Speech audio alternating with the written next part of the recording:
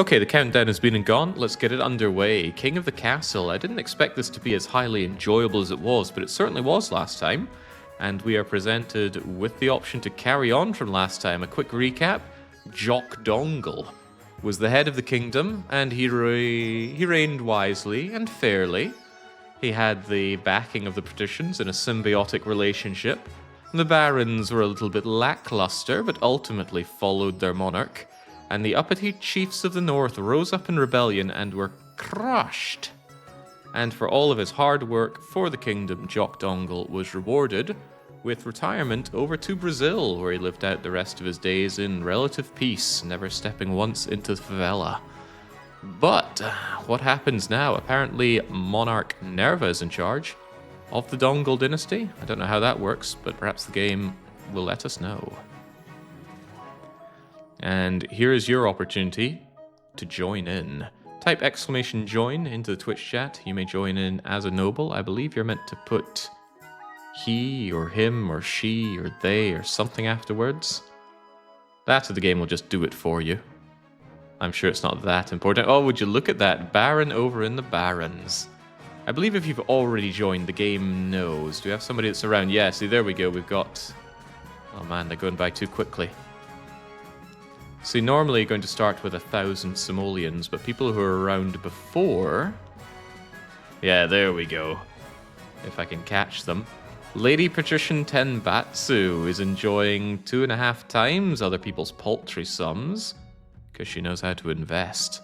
Unlike me when I'm playing Victoria 3, I need to figure that game out. I've been trying and failing.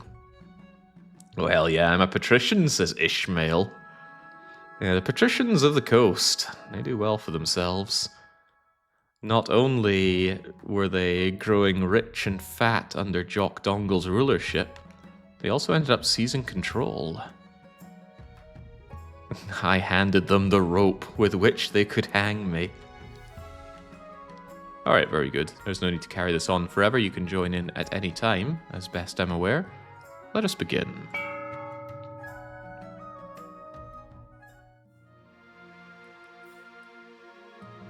Alright, so no introduction, we just jump right in. Can we check for any information here? At any point during this game, you can join in. Authority 5, Stability 5, Treasury 1500. Yeah, Treasury is a bit lower than normal, but by and large we have resumed where we left off. The defiance of the chiefs curbed down, as is their military after their failed revolt. I quite like that. It's not a huge song and dance about it, but the abject failures of the clansmen of the north still reflect in how we do today, although how they managed to have good trade is beyond me. Let us carry on with the path to victory. Your Majesty, history books do not look kindly upon usurpers, unless they prove themselves worthy of the throne that they have stolen. When you die, how do you hope the kingdom will remember you? So this is Monarch Nerva, who took over after bribing an oceanic wizard thing to cast Jock Dongle off to modern-day Rio in Brazil. Was it a blessing? Was it a curse? Nobody really will care because it's Nerva on the throne now. What will Nerva do? I don't know if they're around in chat, and I don't care because I'm the one making the choices here. Since you were a usurper, perhaps the only reasonable thing is for you to clamp down with your authority. The type who likes to build statues of yourself. Focus on improving authority as much as possible. Get an heir and get the ambition going. So unlike Jock's insufficient dongle, Nerva here will hopefully successfully sire an heir. With who, though? I don't know. Let's enjoy the coronation, shall we?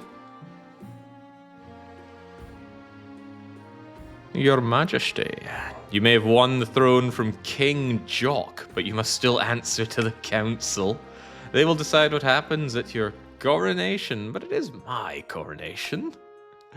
Not an absolute monarchy, Your Majesty. Everything has to be run past the council vote, even this. So, I'm sure you know how it works, but in case you do not, you folks are part of the council. As long as you've joined in, there are plenty of you, perhaps a scary number of you.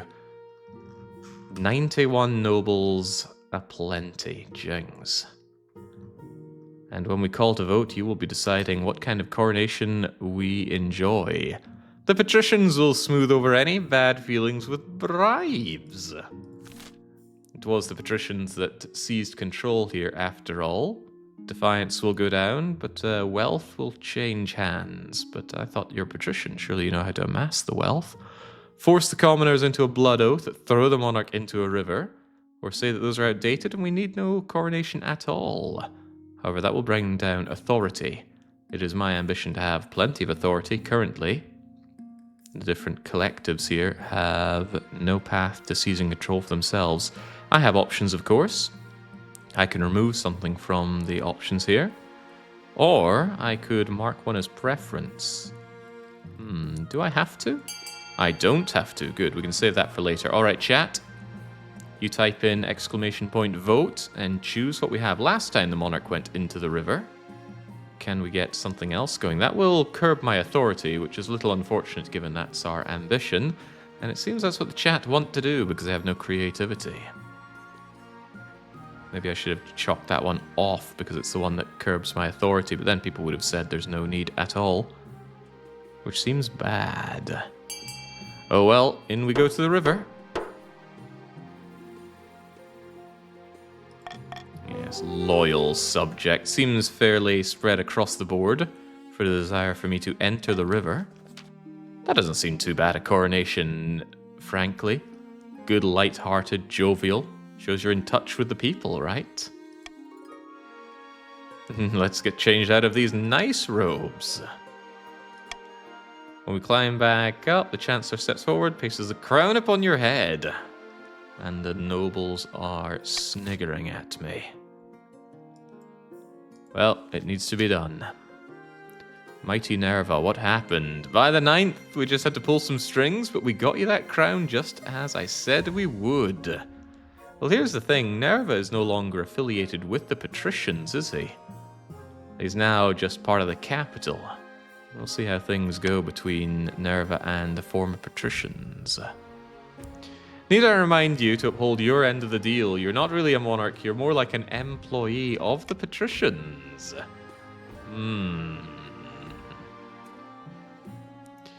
What the coast wants, the coast gets. I've always been a fond believer in the Patricians. A good symbiotic relationship had done us well. And why would that stop now? Don't forget what I told you today. Introduce yourselves to the Chiefs of the North. Now, they're probably not too happy, given they tried to revolt and were crushed for it.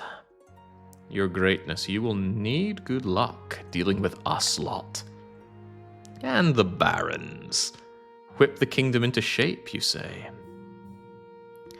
What do you think? Will they be a good little monarch and do as they're told?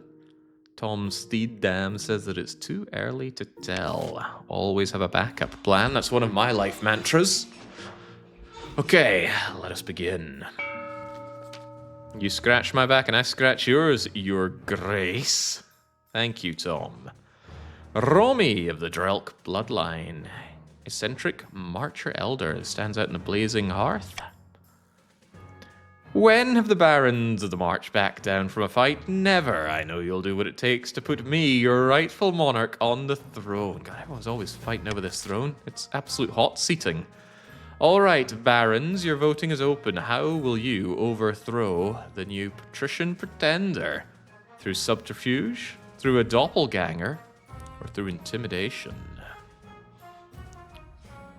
Make your choice and make it well. Because the goals, they may align with others, they may misalign. And that could be how you get your way through. Lowering stability, raising stability. Lowering your own defiance. I think if they were clever, they would have lowered their own defiance, since it's already low, but they don't seem very clever. I mean, come on, they are the barons. Last time the patricians won because they just chose things that they already had fulfilled. Frankly, as the monarch, it was a little bit infuriating, but what was I to do? I was busy seeing our way through war. The barons plan to hold the monarch hostage in their own palace. They must lull the spymancer to a false sense of security. They must raise stability to 5 or more in 4 seasons. Well, it's already higher than needed, so that's a problem for me. Mag of the Crim Clan. Sinister northern troublemaker. You northerners fell before, you can fall again. Chiefs of the north, we all know I should be on the throne, not this imposter monarch Nerva. How do we make that happen? So it's open to the chiefs to decide how they shall rise to power. Through loads of dosh, through loads of authoritative prophecies, or raising their own military. Well, that didn't work so well last time. If they align with my goal of raising the authority, it could be that the chiefs, having been culled in the last war, decide to be my little lapdog. We work together towards our goals. Good little chiefs, good little declawed beasts. Yes, bring that authority up. The chiefs plan to realize an ancient northern prophecy. Before the new queen rises, the kingdom will be ruled by a mad tyrant. Raise the authority to 5 or above. Oh yes, please do. Don't hurt yourselves trying. And then finally, the Patricians are here. Sinister business from the calmest gamer. Nix of the calmest gamers. Very cunning of us. Nerva sits on the throne. Patricians are in charge. Do we stay loyal to the new monarch or cut our losses and put me on the throne instead? Well now, Patricians, we worked together so well last time. Will we be loyalists? Or is there conspiracy afoot? Could it be that all the money has gone to your head and it's time for corruption? Bear in mind that a lot of the Patricians are really rather rich. Shen with 3,400. We've got some new joiners in with the 1,000. Anyone that's been around before is probably sitting pretty. Look at that, 3,400 on the noble patrician Gek. But of course they are loyal. Always loyal to the throne, my patrician friends. Stay loyal to Monarch Nerva. Our scheme to place a new claimant. Nix on throne? Nah. Aid the monarch. Long live the monarch. May they bring peace and prosperity to our new kingdom. We can always change our minds if Nerva gets out of line. We can take up arms, get rid of them the old-fashioned way, even if it is a little costly. Aid the monarch by countering the other region's schemes as much as they can. They will win the game if the monarch produces an heir and completes their ambition. So it would appear that the patricians and the monarch are working side by side. How unusual. If defiance gets too high, they can still rise up in rebellion. Righto, so you have your goals. If you're a member of the Baron, you wish to win through intimidation by raising stability quite high. So I, as the ruler, want it low. Well, but not too low. If it goes to 0, I lose. Mag of the North, you wish to raise authority. Oh, please, don't stress yourselves. And then, for the patrician victory, it is symbiotic. We and I must win. 'Tis law time, though. I quite like this golden choice, right? After all, if the monarch makes money, we all make money. Because I get to choose the taxes as well. So yes, absolutely give me the golden choice. If the nobles vote for the monarch's choice... Oh, wait, whoa, hold on. That's not what it was before. That's different. This is the one where you get money, not me.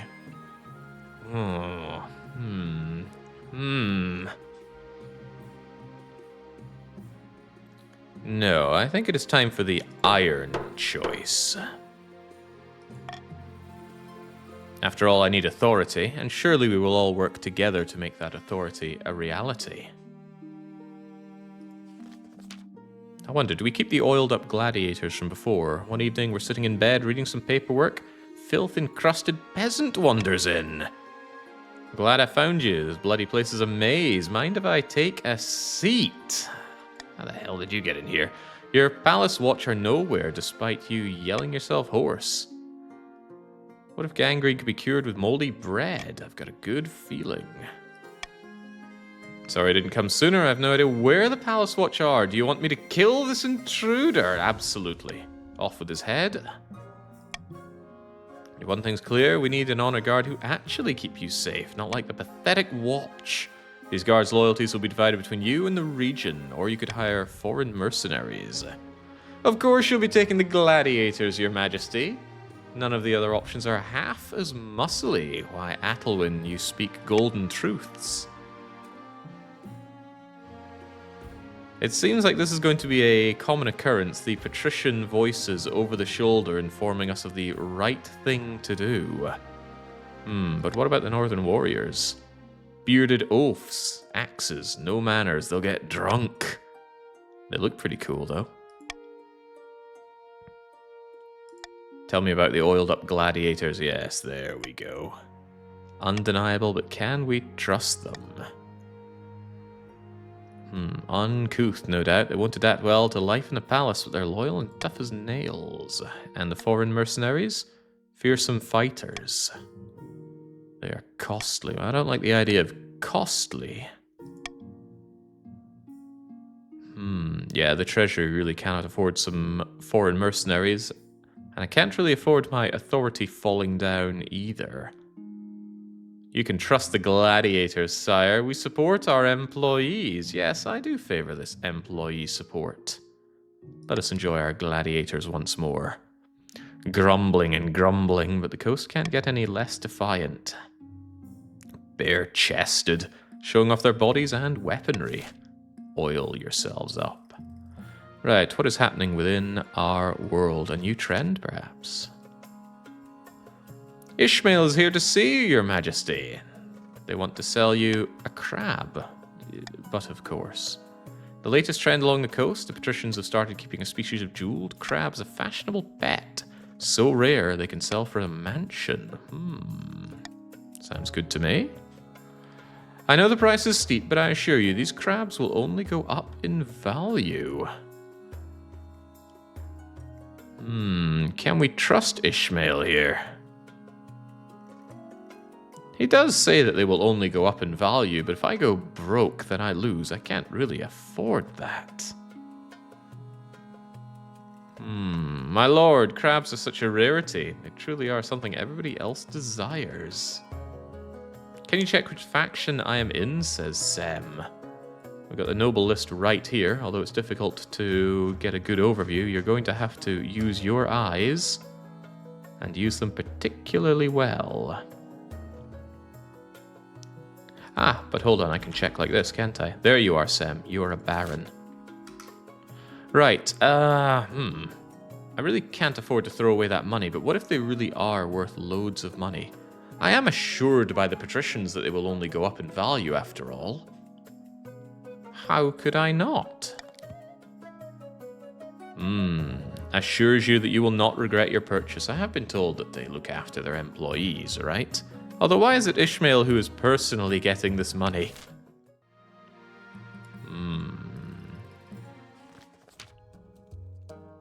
We might need to tax another group of people appropriately to afford my pet crab. We need wood for the craftspeople, so says Baron 15 bullets of the march. Told you 1,000 times, Baron, the forest is thoroughly haunted. You'll damn us all. But there's a logging contract involved. No exclusions for hauntings. The Baron wealth is going down, the chief wealth is going up. Now, we can't have those chiefs getting too wealthy. They stabbed us in the back before. They're itching to do it again. You're telling me this is going to a council vote? Should the barons be allowed to harvest lumber from the haunted forest in the north? Now, this is interesting because it's the barons squabbling with the chiefs, while I am working together with the patricians for mutually assured victory. So when your enemies are fighting amongst themselves, why try and stop them?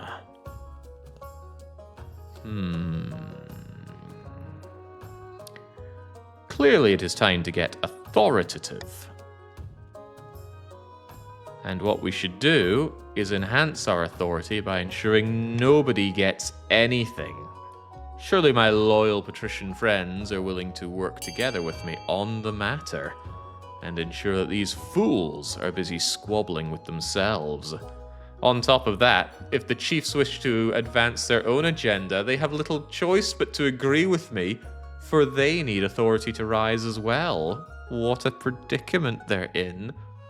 The poor fools, too busy chasing their own tails to realize they're getting dizzy. Although they will probably puke all over my own carpet. Damn right. Although we have a dissenting patrician here, Zombant, as well as Zingis and Ninja Bear. At least they make up a tiny minority. There we go. Fence it all off. Keep the scum at bay. But my lumber, I paid for that. Sadly, we did not get the authority challenge succeeded, but overall doing this, we just gained ourselves some authority. We are credible, and the barons are now aggrieved. Illegal logging camps pop up near the ancient grove. The chiefs are forced to station soldiers in defense. Keep them weak. Utterly outrageous. Well, I'll tell you what's outrageous. The kingdom's treasury. Might have to do something about that real soon. Right, it is time not for me to make a decision, but you. You all have your funds here. Note that we have our richest nobles, including Shen. Tyrion, who's been so busy working instead of playing Mario. At least he's got the money for it. Ninjin is rich, Decoy is rich, Athelwyn is a winner, although not as good a winner as these. Notice the color scheme here on the rich nobles. So, there are choices now for you to fund. You will use your own money to back these, probably to advance agendas. Wow, why would the patricians vote to bring their own trade down is beyond me. Well, I don't have a dog in the fight. Well, maybe I do. You see, big stability is bad for me. I don't want the barons getting their library through, so hopefully that doesn't fall in the top 2 that win on the funding here. Otherwise, just the good of the nation is great for me. Authority, if the chiefs get their monument through D, that is good, but this funding behind the library for the barons is concerning. Surely others can dip into their pockets to assure that we get a second place that is not this library. If times are too stable, they will advance their agenda. Who funded the deer park with $1, says Ishmael. Can we see that, actually? Not sure that we can. No, sadly not. Looks like some money was really spent here, lowering down our nobility in terms of the richness, but... Oh, yeah, I don't think anybody's going to fork out enough to dethrone the Baron's library. And I'm out of time to compel you to do otherwise, so that stability is getting a little bit too high. That said, stability does work to my favor. So whilst the Barons might advance their treacherous schemes a little bit, we need only stop them from getting any further than that. Congratulations, Rodune, for showing off your vast wealth by dumping 950 into a library. And Stacy shows off that they've got 1,000 to throw at it? Wow. You know, the funny thing I'm noticing here is the patricians are not actually parting with their money, are they? I know they were richer than that. Bankruptcy looms? Surely not. The treasury's almost empty, Your Highness. Oh, where did it go? Perhaps you've been spending a little too freely. The crabs, though. Apart from raising taxes, we have precious few options. A bank loan, the crown jewels, crack open the predecessors' tombs. They were buried with piles of gold. I own the royal mint, don't I? Make more coins. Take a hefty loan. Crack open the tombs. Sell off some of the royal jewelry. Don't want to lower my own authority here. Defiance goes up and stability goes down. Stability goes down, you say? Things are a little too stable here. Let's crack those tombs wide open. I've got money to earn. That buried gold isn't doing anyone any good. Time to desecrate. Not everyone is as practical as your treasurer. The church denounces you. Nobles and peasants alike are disgusted by your greed. We need only drop that stability a little bit more, and then the barons are going to be declawed, much like the northern dogs. By the way, I really need to get laid. My loins, they burn for offspring. Your Majesty, it's important to find a spouse sooner rather than later. Would you like a man or woman, or do you not mind? Given our little tuft of facial hair, I'm assuming we're a man, so bring me a woman. And this time I'm not going to take a warthog off the chiefs. That didn't go so well last time. You'll marry into the Patricians as we agreed before you took the throne, right? I don't see why we wouldn't. What about all this illegal logging, though? Perhaps we can make some dosh off of this. I've received reports of logger bandits. My people are too afraid to approach the cursed trees. They're under Baron 15 Bullets' command. We must pull the loggers out before they anger the tree spirits. By the 9th. Are we in Oblivion?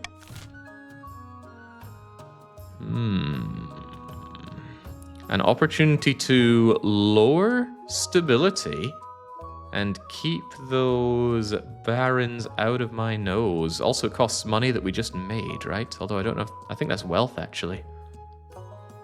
I'm not spending the treasury on that, heavens no.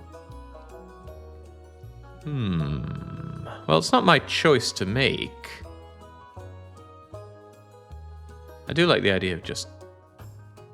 Investigate loggers and their funding. Wealth goes up, but it's unclear for whom. Trust claims that the North belongs to the Northerners. I do wonder about that.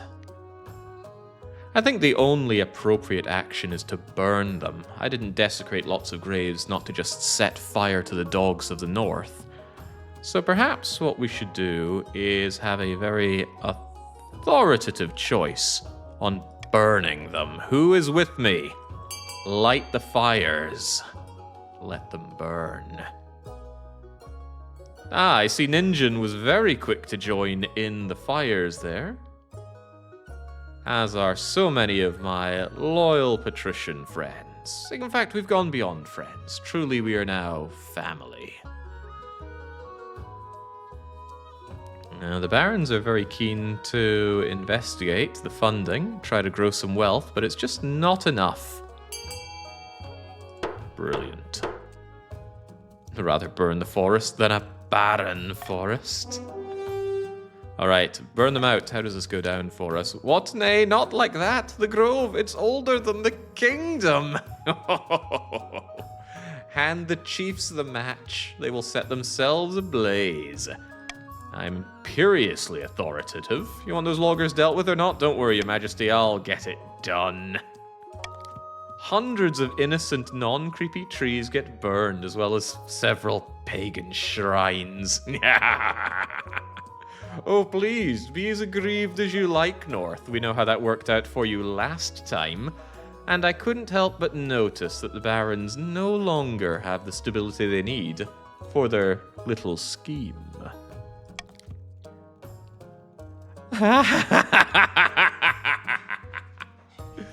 Oh, the Baron can't get any lower in wealth. Coincidental. Well, I'd say all's fair in love and setting fire to ancestral forests, wouldn't you say? Excellent. A good season for a good monarch. Right, far to the north, the snow's blanket landscape. An ancient prophecy foretelling the rise of the tyrant monarch and the warrior who will overthrow them. I don't know what you're talking about. A congregation of god speakers huddle around the tablets, whispering excitedly. Praise Morgana, the tablets are genuine. The gods are good, we are blessed. So the chiefs, being thrown an appropriate bone for being the declawed dogs that they are, do advance their little scheme. The first and last advancement they will ever enjoy. They built up a tiny bit of their military, making back for what they had to do to fend off the illegal logging. But this could be a problem. See, they just burned down their own faith. And now they already have their faith lowered for the next part of their scheme. That could be a problem, as I don't know if I have any way to raise their faith. However, if the chiefs rise up, then they won't be able to advance their scheme. They'll be too busy rebelling, as they often do. Their faith increased last event. I thought it went down. Could have sworn it went down. Right, well, I couldn't help but notice the Patricians have my back here, so naturally they should be appropriately given a bit of respite.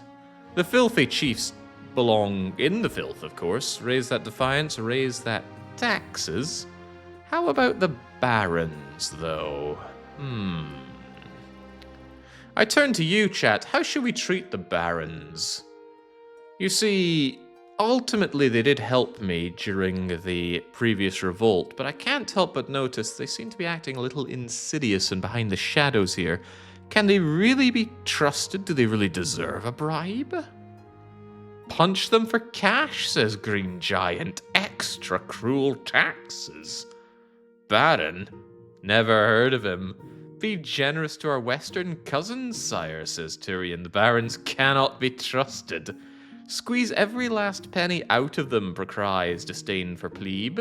You cannot tolerate illegal logging in your domain. Hey, we barons want stability up, and so do you. I'm unsure about that one.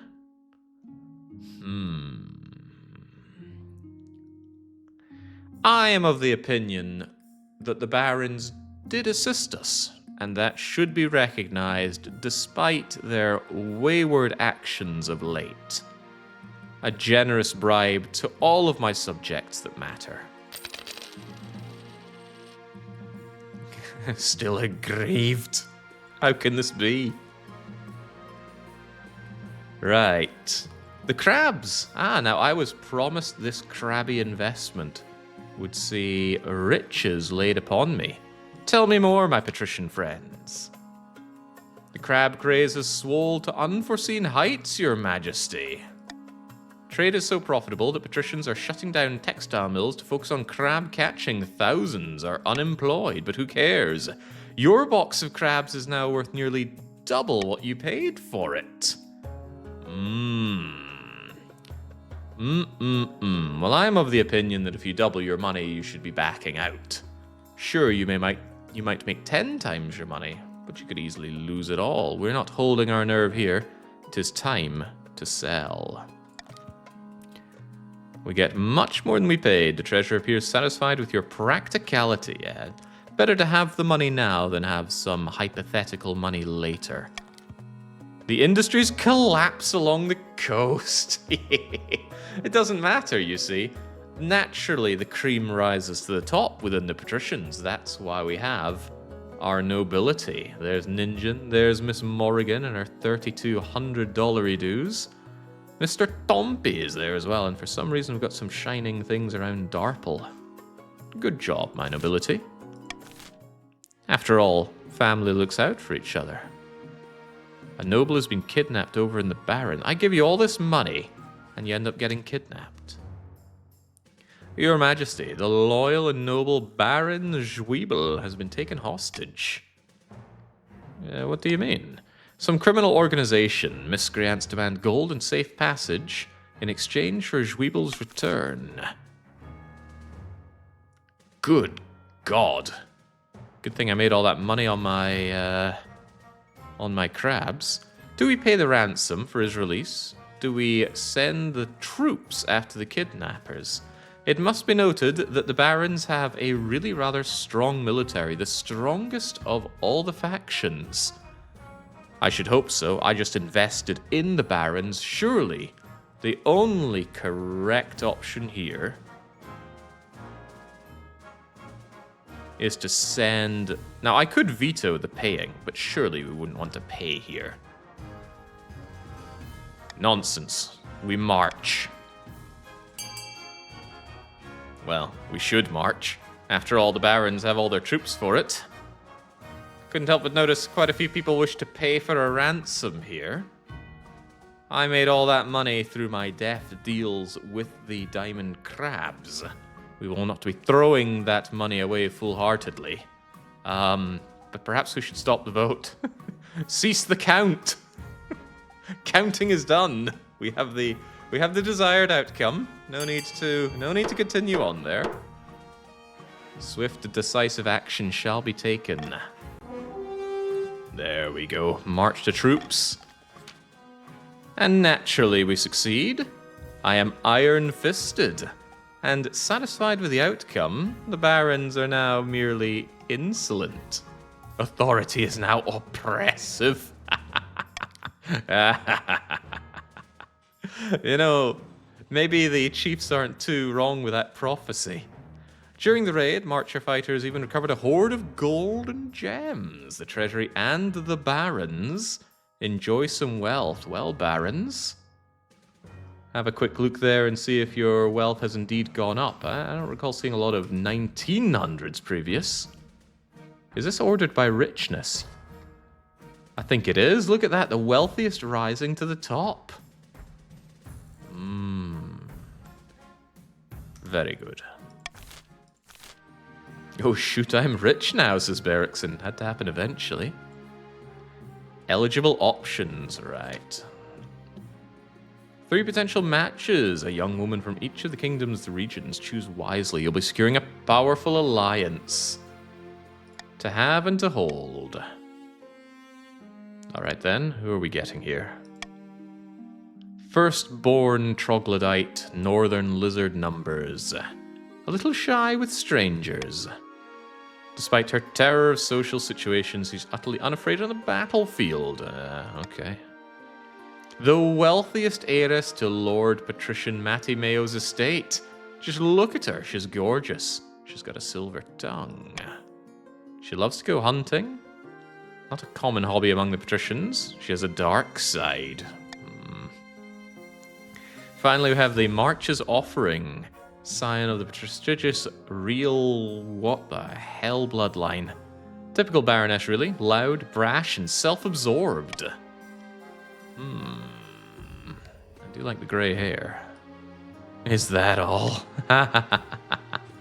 We will anger other regions, but gain a lifelong alliance. It's actually a tricky decision here.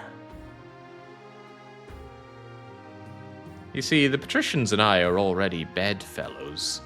There's little to be gained by further inseminating alliances here. I am actually a little tempted to go with the barons here. I'm trying to mend relations and keep this whole country of mine together.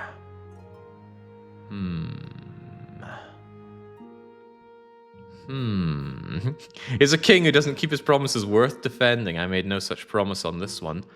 That said, the chiefs are very likely to revolt, but if they do revolt, they lose their scheme, so that's kind of a shame for them. Surely I misheard, sire. You know the family that marries together rules together, says Tyrion, my richest patrician friend. You promised us you would marry a patrician.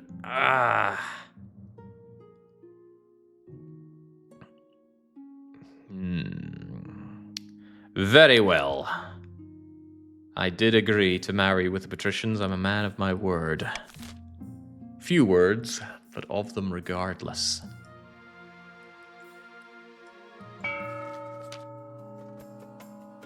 And deep in the back rooms of the royal palace, the coastal patricians are poring over secret letters.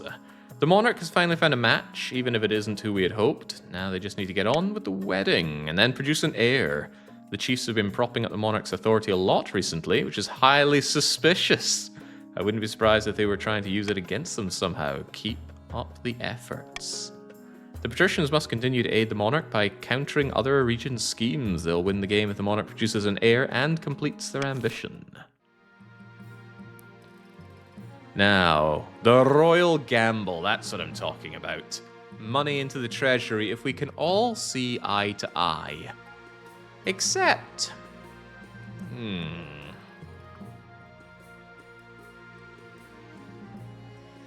I think we should go with a golden choice. After all, we should all be benefiting. And I will actually get rid of my own monarch vote to ensure that my glorious nobility can fatten their wallets. After all, we should all be rich. Golden choice is a vote bought. But of course. Right, we should get on with the wedding. The wedding got called off last time, thanks to revolt, but now we shall begin. The wedding is naturally the talk of the kingdom. You're the only one not taking part in the party. You're getting ready for the ceremony. Do Do you take this woman as your lawfully wedded wife? I changed my mind. I take it back. Erase and rewind. It's a little worrying that this will raise stability. Because, well, that's going to put the barons ahead on their insidious plot. I changed my mind. I don't know if I want to. But think of the authority. Think of the ironclad authority. We're here now. You should marry your betrothed. You need to produce an heir. You're not wrong. Ugh. After the wedding, there's a feast. After the feast, a dance, and your new wife laps up your attention. Witty speech flattering me outrageously. Well, to be fair, it did lower overall defiance within the kingdom, but we need to do something about stability. It's too high. Your dance is so very beautiful. Such a wonderful day, wasn't it? You look more manly than me. Yeah, my heart wasn't in it. It is the game we must play. Let's drop the act. Yes, gladly. Rhoda, what shall we do? Tell me your passions. Hunting, of course. So primal. I'm not comfortable sharing any secrets just yet. Conversation, fine wine, greedy nobles. You join your wife in bed, feeling for the first time you've glimpsed her real feelings. Can't believe you're making me do this. Oh well, all for the agreements. Damp in the walls. This is a continuation of the wedding night? Your Majesty, there's a problem with the library we built in the March. Moisture is seeping. Hey, you chose that library, not me. The books are damp. The books are moldering. That's what you get for building a library in a wet forest.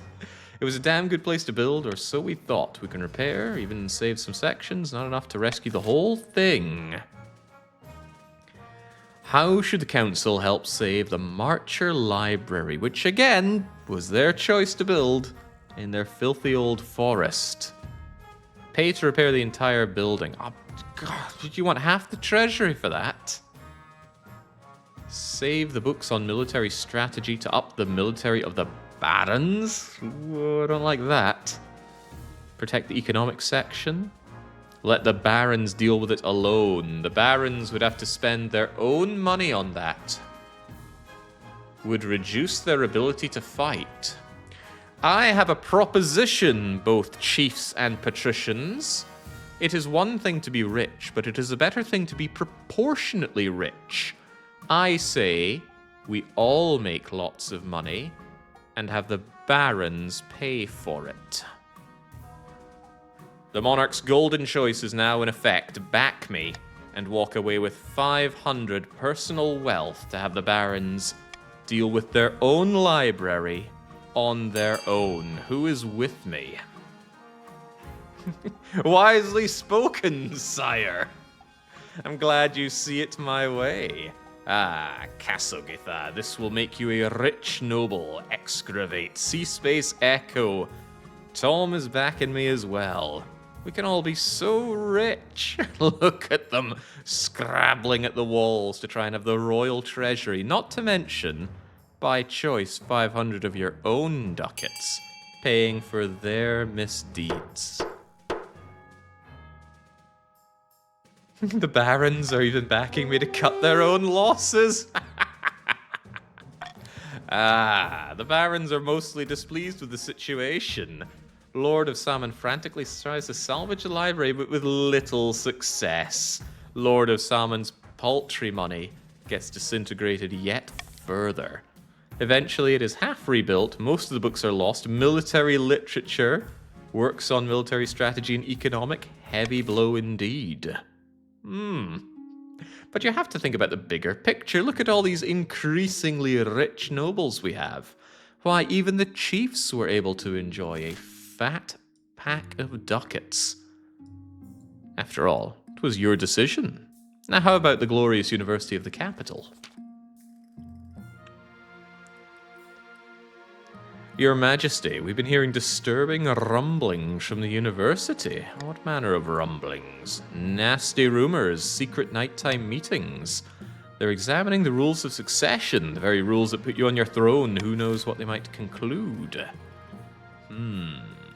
Sadly, nothing here lowers the stability, so I rather think that the barons are going to carry on with their intimidation. Uncover their secrets, leave them to their work. Authority going down doesn't really impact anybody.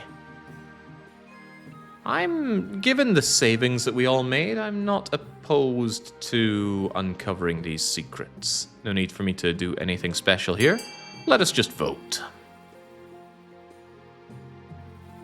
Yes, if you need to know information about yourselves, I believe there is an enabled extension for the stream where you should be able to check your own information here. Harmless scholars uncovering secrets. Again, I'm not opposed to spending the money here. We have loads of it. I am mildly curious what these rumblings are, but it seems that the nobles don't agree. I am surprised. Or am I? There we go. You see, you might vote, but I choose when to count the votes. Let us uncover these secrets. Your spy is sent, disguised as a student of metaphysics and given a bag of gold. Get to work. Cheating? No cheating involved here. Right, sadly we must end the season with the intimidation scheme continuing. Plans are going better than expected. The spy master thinks that all is well in the kingdom. Cat's away, the mice shall play. Max. This is Max after he decided to grow his hair out. Right, the cats aren't best for getting rid of mice. You're better off with a terrier. Let's place the palace watch with our own agents. If the monarchy cannot pay them, the watch will look for money elsewhere. The barons must lower the treasury. Good luck. Also, it's fewer, not less. Your Majesty, these upstarts are saying they have a right to your throne. No doubt the nobles are already scheming. They may try their best. I'm actually a little concerned about lack of faith over in the north. What can I even do to affect this? Well, perhaps some events in the north will help out. Folly of the spy. The spy we sent into the unseen university has been picked up. What has been learned? Very little. The young spy entered the student body, took up drinking, spends his time composing modern three-syllable poetry. Read me that poetry. Beer at noon. What's this bread? Flatulence. Tell me about the university's secrets. Something found. Big bad fact. I knew it. The university is definitely plotting against the crown. They're not even looking to prove that your succession was not legitimate. If you can brook the delay, Your Majesty. Well, I'm curious what's going on underneath this university. Cripple the university financially. Make loads of money. We must know more. Sober up the spy and send him back. You know what? You are free to choose as you wish, my glorious council. We can all profit off of votes at a later date. For now, I want to see how we handle this. It also gives me a good way when I free up the vote just to see how the winds are blowing within the various branches of the nobility. We can see right here that the barons want to lower the treasury. Perhaps those that are poor wish for others to be poor.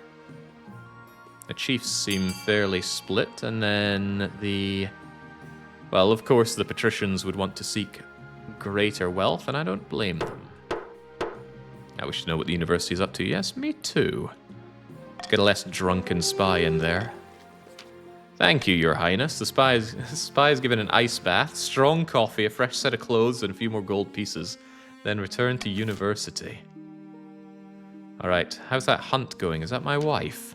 Ugh. I have something for you. Something I picked up in my latest hunt. A trophy. When she pulls the sheet free, there's a taxidermied figure of a great brown bear, as if ready to attack.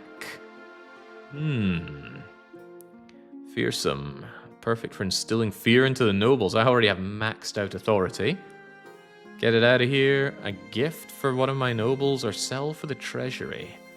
I do like having my treasury nice and fat, and surely she would understand, but I think we should send it as a gift. Are you planning on giving it away, then? Ooh, we also get to take some wealth off of them.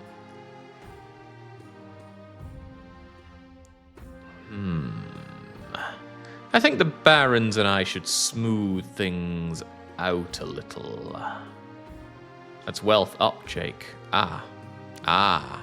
So it is. I can't not give the bear to Berickson. It's all just coming together. There we go. Visibly disappointed with your choice. What a shame. You should make your queen happy because you need to get an heir. I'm fairly certain her happiness is not a factor. The crab bubble. It bursts! A new reef has been discovered overflowing with millions of crabs. Crab prices are crashing catastrophically. The entire kingdom will suffer financially, with the exception of a few patricians. Curiously, noble patrician Ishmahl, the very same patrician who first began the crab craze, recently sold all their crabs at a huge profit just days before the crash. Better check your dosh there. Ishmahl is getting rich. Soon to be the richest patrician even. Tyrion and Dominic and Ninjan. They might have some competition there. Good job though. That's how you become a good patrician, staying ahead of the curve. Something must be done. Many assembled nobles have invested heavily in the crab market. They're casting furious glances at the patrician benches. Bailout the failed businesses along the coast at an inordinate cost of the treasury. I know someone who wants that to happen. Let the coast suffer the full consequences. Trade goes down, defiance goes up, stability goes down. That's just a little too late. That was almost good. Arrest Ishmahl and confiscate their ill-gotten gold. Allow me to put this proposition forward, patricians. Surely the entire backbone upon your society is rising to the top. And if Ishmahl were not part of that equation, you would then proportionately rise higher within the patricians. If my reasoning does not seep through to you, perhaps this will. I offer 500 personal wealth to every noble who decides it's in their best interests to see Ishmahl put under arrest for their crimes. Make your decision and make it wisely.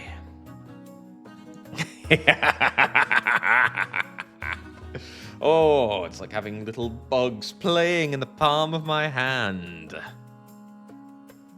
Ishmahl and your ill-gotten gold. I wonder who would vote against this. I was actually expecting to see their name there.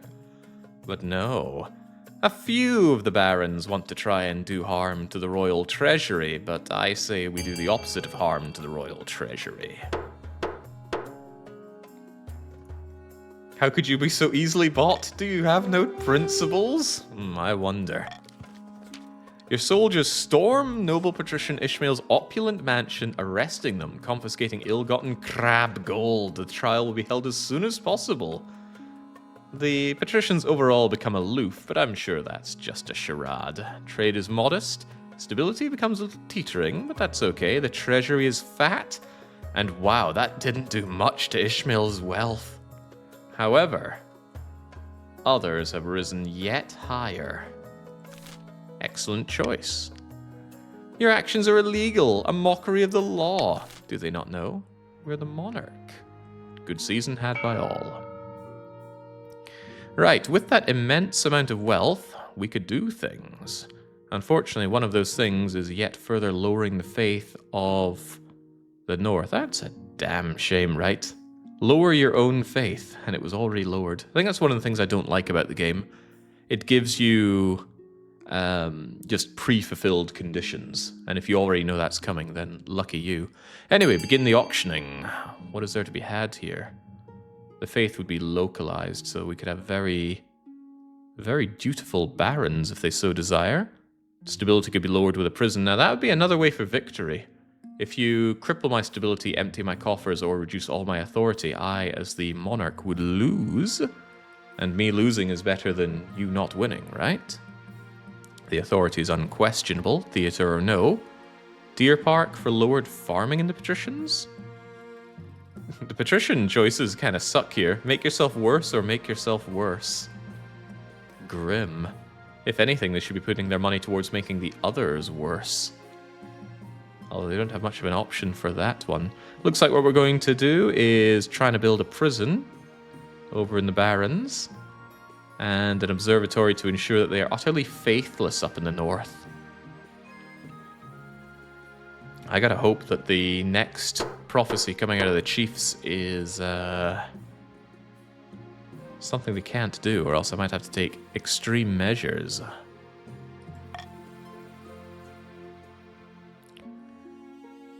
Righto, righto. Ooh, an heir. Yes. What about my heir? Your marriage has grown stale. You get along. Good memories. There's no spark. She cares more about hunting innocent animals.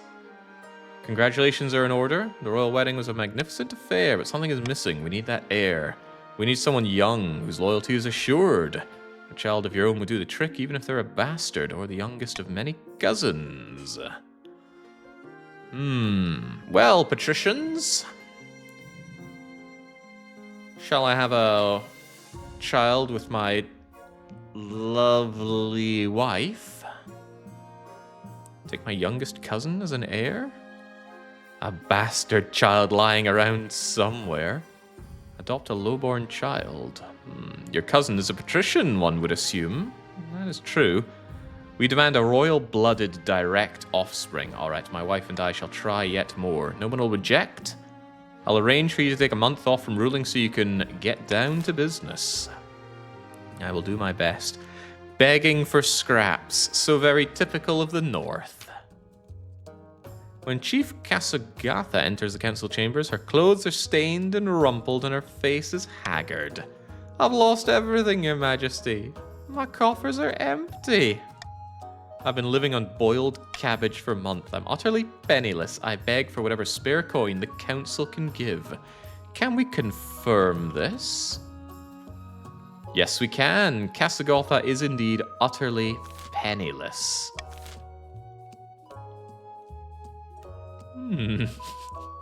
Lord Patrician Tyrion is very wealthy. Surely he should help. The crown could provide funds, or you must deal with it yourself. Looks a little tricky here. I don't like any of these options.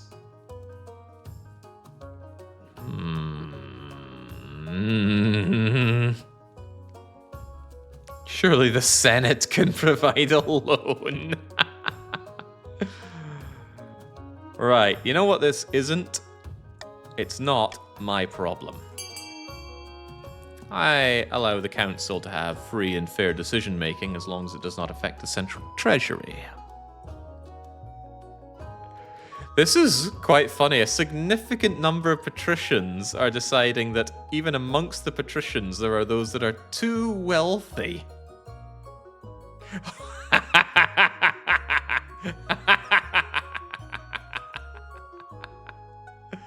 Oh, Tyrion.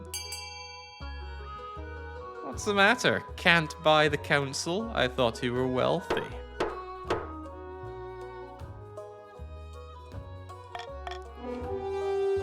Lord Patrician Tyrion is wealthy. He should help.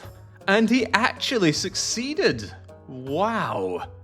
By the 9th, really? Can Chief Casagatha not scrabble up some cash herself? So much wealth at his disposal, he has no choice but to honor the council's decision. He reluctantly hands over the gold. Word gets around about your lack of generosity. That was a council's decision, not mine. Barely made a dent. You say that, but he is no longer the richest. He must lick the boots of Ninjin, Shen, Gek, and Dominic, who of course are the richest nobles around. All others, are they even trying? I will remember this. The Northern Chiefs have uncovered an ancient prophecy. Why should I care? This is quite important. The Chiefs plan to use prophecy to justify unseating you. True or not, many Northerners believe it. What do I need to do? Faith in the Nine God is strong across the kingdom. Our best defense against the pagans. Ooh, well, thankfully, the barons and patricians are God-fearing individuals. Order priests to go north and decry the prophecy as false. That won't be enough, though. See, they only need it to be below 4, and I doubt we're going to raise it by 3. No one will believe it. Delay the scheme. Lowering my own stability is not an option here, surely. Surely. I wish I hadn't used the veto earlier now. I would really like to veto this. Could I perhaps bribe everybody into not choosing this? No, they would see right through it. Begin the vote.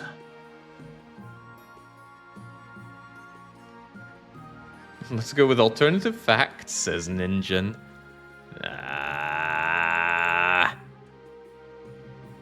Zingis. Who else is there? Liminality. Wanen? Junen. They're getting a little uppity over there in the Patricians. Even if I had consolidated the vote with a generous offer, it would still not be enough. What a damn shame. Oh well, who knows? It might actually curb them enough. Maybe it gives 3 faith. Decry the prophecy. Yeah, it only gives 2, so it wasn't enough. I suspected as much. Well, at least the faith is now increased amongst the others.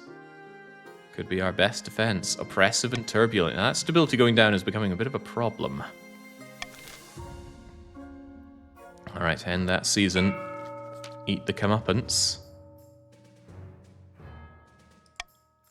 The Palace Watch won't accept our bribes. The treasury is practically overflowing. They don't need our money. And I suppose they ran right into Spy Masters to blab about it too. Damn our luck.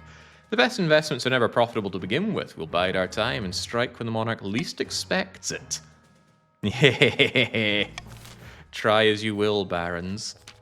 The treasury is deep. However, this is more of a problem. Those clansmen.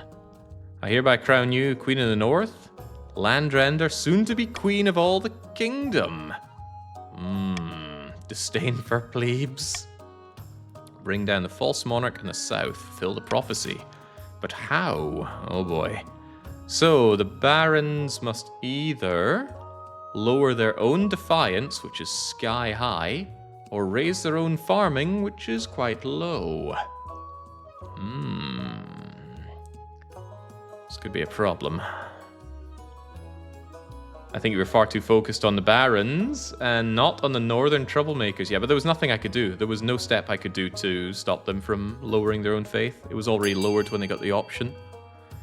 But now they must raise their farming, huh? How much?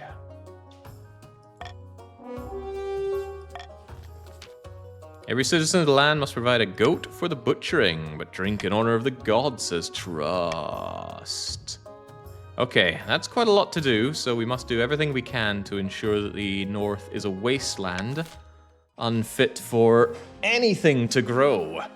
And, of course, the best way to ensure that they cannot grow their farming is to ensure that they have no money to begin with. And once again, it only makes sense that the chief money gets wisely invested in my good friends. Vengeful. Yeah, try your worst. I think we need a fat tax break, says Tarkin. Don't we always? The crab trial. Yes. How's that going for you, Ishmael?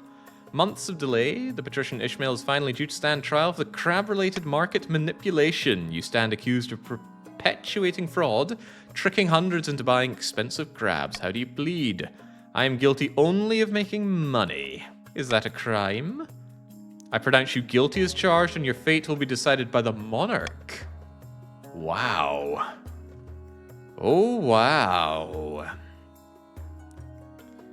Well, Ishmael, I certainly could hang you and put an end to you, but come now. We're all friends, are we not? I'd say you've already paid your dues to society in hard coin. It's only right that I offer a pardon. The other regions, predictably, are outraged by your leniency. Noble Patrician Ishmael chuckles and throws you a wink as they are freed from their shackles. Of course, you treat the patricians with a lighter touch. If it were a northerner in the dock, they'd already have a noose around their neck. I'm glad we have an understanding, Raoul. And I thought those northern dogs could never catch on. The spy we sent to the university has returned with important information. Newly discovered document of the original law. They are translating it. The Queen Alma wrote it in her own hand. A power to overturn the running of the whole kingdom, and we must bring this to the council's attention. What should be done about the ancient legal document at the Library of Old Law? Seize equipment? Pay them off? Burn down the library?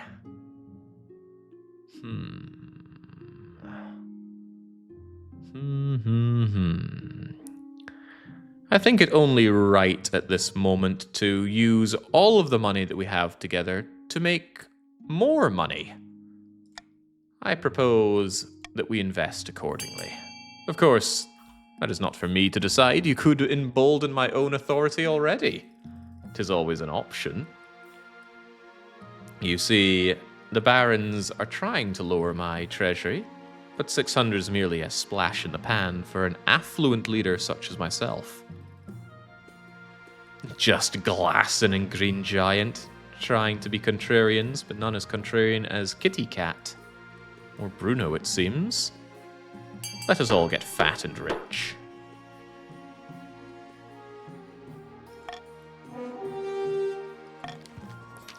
Righto. By cover of darkness, they opened a window, rappelled down, they returned with a fraying document. It's impossible for any normal person to read this. It's old, so it'll sell. I would like a scholar to figure out more here. The thief disappears. By morning, they returned with a fraying scholar. I see you have the document. It is indeed written. Declares the university a protected place. Any ruler breaching the university walls by force must abdicate. Well, good thing I don't believe you. If you won't believe your scholars in matters of learning, what's the use in having them, your majesty?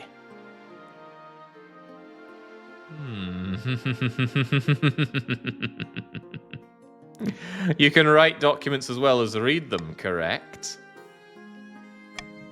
The decision is made. A better ancient legal text is needed, and quickly. We need a law for this. The university must pay a large stipend to the crown. The university must send scholars into the armies. The university must marry a farm animal. Come now. There was always only one choice.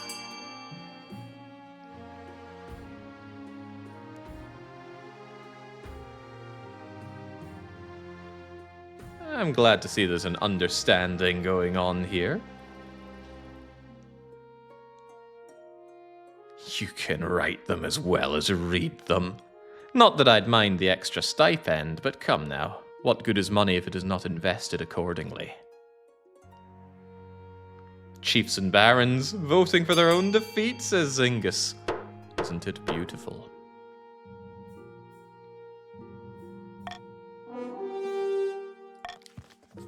The scholar sets to work with some glee. It's how tyrannical.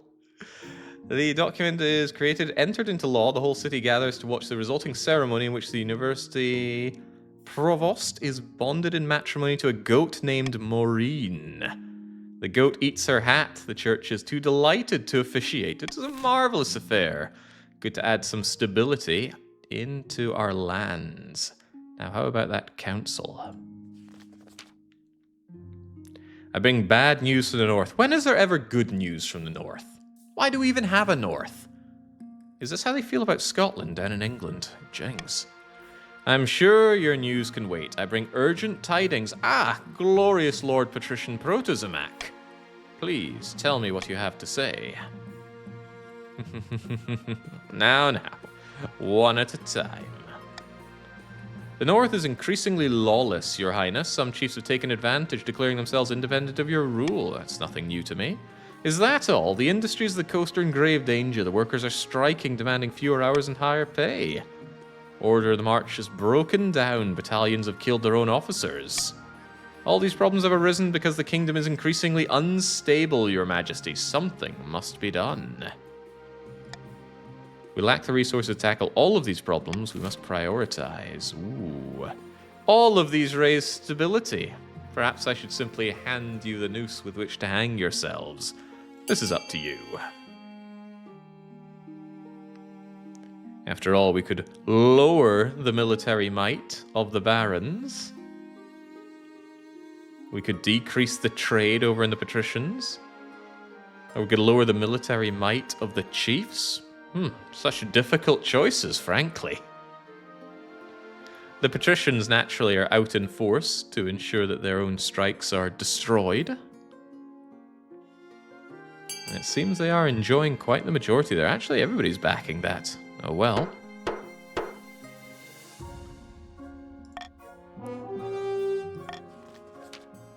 You send in your troops, break down the strikes, get the resulting riots dying down, strikers get back to work, and the patricians are satisfied, as they should be. On the other hand, the north cannot get any more defiant, the march is mutinous, but the kingdom is stable, so do your worst. The patricians are gathered in the empty council hall. Depths below, the chief held some kind of pagan ceremony last month. They crowned Mag as the queen in the north. Why should we care about that? We still own the kingdom. They won't stop with the north. The queen has all the kingdom, huh? What do they plan to do with it? The monarchs have yet to produce an heir. Yes, I really should. If it's too late for the monarch of Nerva, we might want to get out while we can. Or retake the throne by force. All or nothing. Right, what shall the patricians do at this point? Should they remain loyal to Nerva or start rebelling? They could support me with propaganda. They could support me by donating food in my name. Stoke the fires and invent a reason to get angry at the monarch. Or divert extra tax. Why? This is all wonderful news. What shall we have, my patrician friends? I've scratched your back so much it is raw and bleeding. Good to see you scratch mine too. Bring up that stability. Marvelous. This should help Nerva keep a good grip on the peasantry. But we can't do it for all of them. Patricians must continue to aid the monarch by countering other region schemes as much as they can. I'm having real trouble with that heir. Could that woman of mine please sire something? Stop the count. Reverse voting, the royal gamble. We don't need authority. I'm going to take the royal gamble and replace my iron choice. That way, we can also help the kingdom's treasury. Where's the mating? Brand new harvester in the north. Your Majesty, the scholars and great thinkers of the north have invented a new farming implement, some kind of horse-drawn machine. Oh, no. We did not agree to this. Could be of great use to us. Your farms are struggling to keep up with demand, you know. We'll not share our designs with the likes of you, Marcher Leech. Our people worked hard on that machine, says Excavate. We deserve to reap its rewards, not you. More like Chief Excrement. We need to put him in his place. Force the chiefs to distribute the designs. Compensate the chiefs for the invention. Share it with other regions. Leave the machines in the north only. Clearly, the only thing to do is to destroy these. They're an affront to honest farmers everywhere. We cannot allow the chiefs of the north to enjoy such luxuries. And I am willing to put 500 personal wealth on the line for every noble who decides that we should, of course, destroy the north. I mean, destroy the north's farming equipment and their farmers.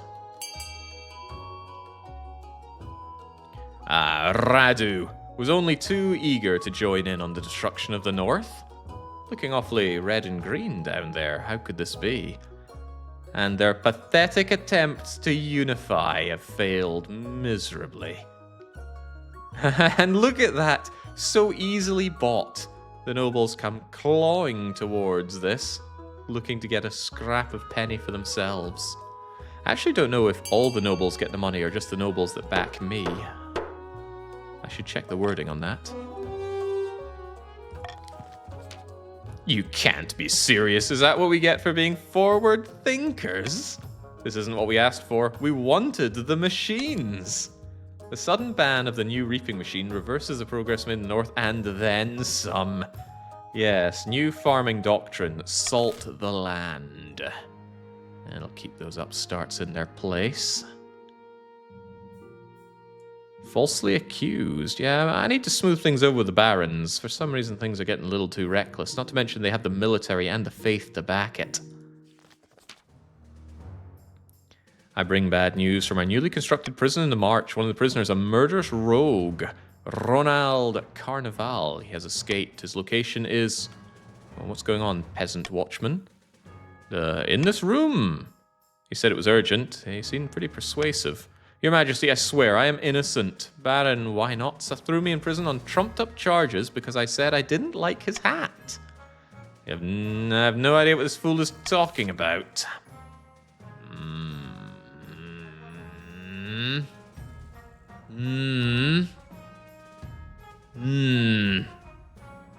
Nah.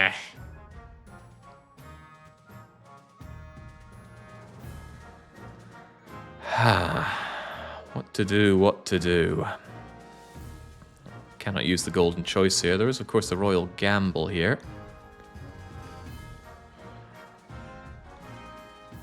I do find all this a bit of a mockery of the crown's time. However, I do need to smooth things over with the barons just a bit. The only right thing to do here is to gamble it all on playing nice with the barons. We can all profit off of this, surely. Throw that foolish peasant back into the prison. It might be bad for him, but it is good for the realm. Although it's not very stable for the realm. Look at those blue bastards down at the bottom. They're wanting crime to be rampant down there in the barons. Well, fortunately, a good chunk of the barons, as well as my patrician friends, understand that this is for the good of the realm.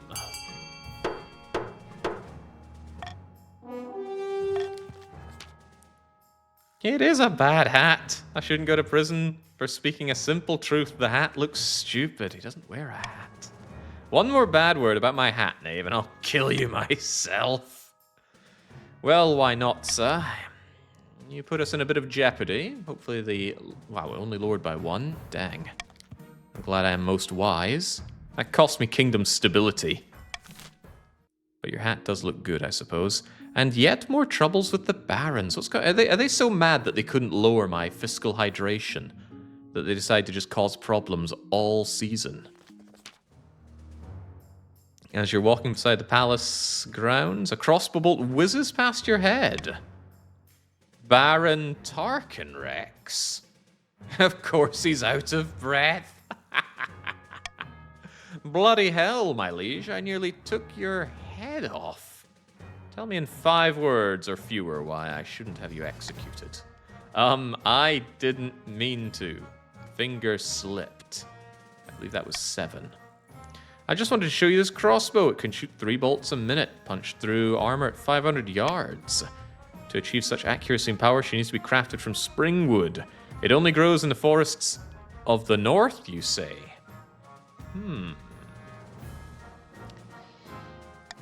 The barons of the March are guarding your borders, your majesty. We can't afford to buy the weapons that we need. If you want to keep your kingdom safe, the chiefs must stop price gouging.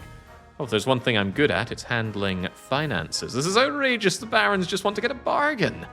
I think the barons are long overdue getting a bargain. A lot of us have been getting very rich. It only stands to reason that they should also get richer, and if that comes at the cost of the chiefs, well, I mean, come on now. No chief should have 4 digits of money. Frankly, the highest, richest chief in my eyes is actually Chief Casagotha. They're all just people in disguise. What should happen here? We're all on cooldown here. Plant Springwood Grove in the March. Could improve their farming. Limit the free market. Order the chiefs to send Springwood to the barons for free. That sounds like it would cost the chiefs money. Or put a price cap on the Springwood. No, I'm very much of the opinion that the chiefs should have to pay for the privilege. I don't want to use one of my glorious powers. I'm sure the council understands that for all to get rich, someone needs to get a little less rich. And that someone, of course, should be the chiefs. I'm glad we have an understanding here, barons and patricians. If I could have offered you the golden choice on this, I certainly would have, but you must understand these vetoes do have cooldowns. The pathetic attempts. Look at them try and claw on to significance. That said, they are the closest to winning their scheme, but that just means they need to be stomped into the ground from which they crawled out of their filthy holes. I want free crossbows. It's literally that simple, says Airman. And you shall have it. Forced to sell the Springwood. Gods be good. Free? Free? And how are we supposed to pay for it to be cut down, chopped up and transported? You'll have to be resourceful, won't you? The council has spoken. You know, you barons are all right, Tarkin. The ice cream's on me today. The chiefs struggle to compensate for their losses. There will be tough times ahead. The amount of people who really are chiefs has now grown. Languish in my cage of torment. Meanwhile, the barons are absolutely thrilled with their shiny new crossbow. Now, keep in mind who got you those crossbows, right? The good of the realm. The barons now overpower the entire rest of the country. Glad they're down there and I'm up here, and he's the sheriff and we're in ice. Alright, a good season had by all, I'm sure. Warning, no heir. Could my horrific wife please produce something? Proposition. Your heir, my heir. Yes, good. Your quest for an heir is finally complete. You stand before the council holding a small child in your arms, filled with a nervous silence. My child. Your august majesty may be the first to congratulate you. You may be lore master. What is their name? Nerva the Second? What? Forgive me for hoping for a real name. Congratulations on finding an heir. You just need to fulfill your ambition and win the game. Expect a visit from the Spy Master soon. Oh, I shall. In the meantime, we must keep these chiefs at bay. Oh, such tragedy befalling our chiefs. We'll have to take care of them. Your Highness, I bring ill tidings from the north. Wildlife has gone berserk in rural areas, attacking villagers and travelers from all across the region. They are great hulking beasts, twisted by magic. They walk and talk like people. The northern warriors are afraid. The creatures are a dark omen, a sign of the end. Yes, my glorious advisor, Baron von Own. Quite right. What has gotten into these chiefs? They can't handle a few animals. If only they had some advanced crossbows to fight them with. Or at least some good farming equipment, so they can raise large, healthy families to beat them back with. Fools are incapable of governing themselves. The other regions have plenty of their own problems, my liege. No one wants to march up to the frozen north for something like this? Oh, of course. Point of who the hell are you? The church's presence in the north is minimal. We could provide shelter for those who need it. All will be welcome. Or if you can't afford it, send a detachment of mercenaries who aren't afraid of the beasts. We call this a crisis. I'm not so keen about spending my own money on this. The Northerners will boost their own faith? That's a shame. We almost had them faithless. Ah, ha, ha, ha, ha, ha. You will never, ever be able to farm. Yes, isn't that quite right? No farming for the Northerners. They may cower over there in their churches. Surely we can all come to an agreement on that. Well, perhaps not from the chiefs themselves. They don't want to go cowering, but well, the glorious grey eminence of the patricians insist that it is for the good of the chiefs that they go over into their squalor little... hold on. This is not what we agreed on, everybody. I believe we said squalling. Going into the churches. Cowering as chiefs do. Well, this could complicate matters somewhat. This is our interest. Oh dear. Well, you find a suitable company of mercenaries and send them to oversee the expedition. You just put a grievous wound in the treasury. Doubly so because I did the royal gamble on that one. And now the North's military has become capable. Oh dear. Glorious hunt, legendary northern hospitality. Chief Krebzig is happy to report the beasts have been put back into the wild. I should have put a veto on that one. Mistakes were made.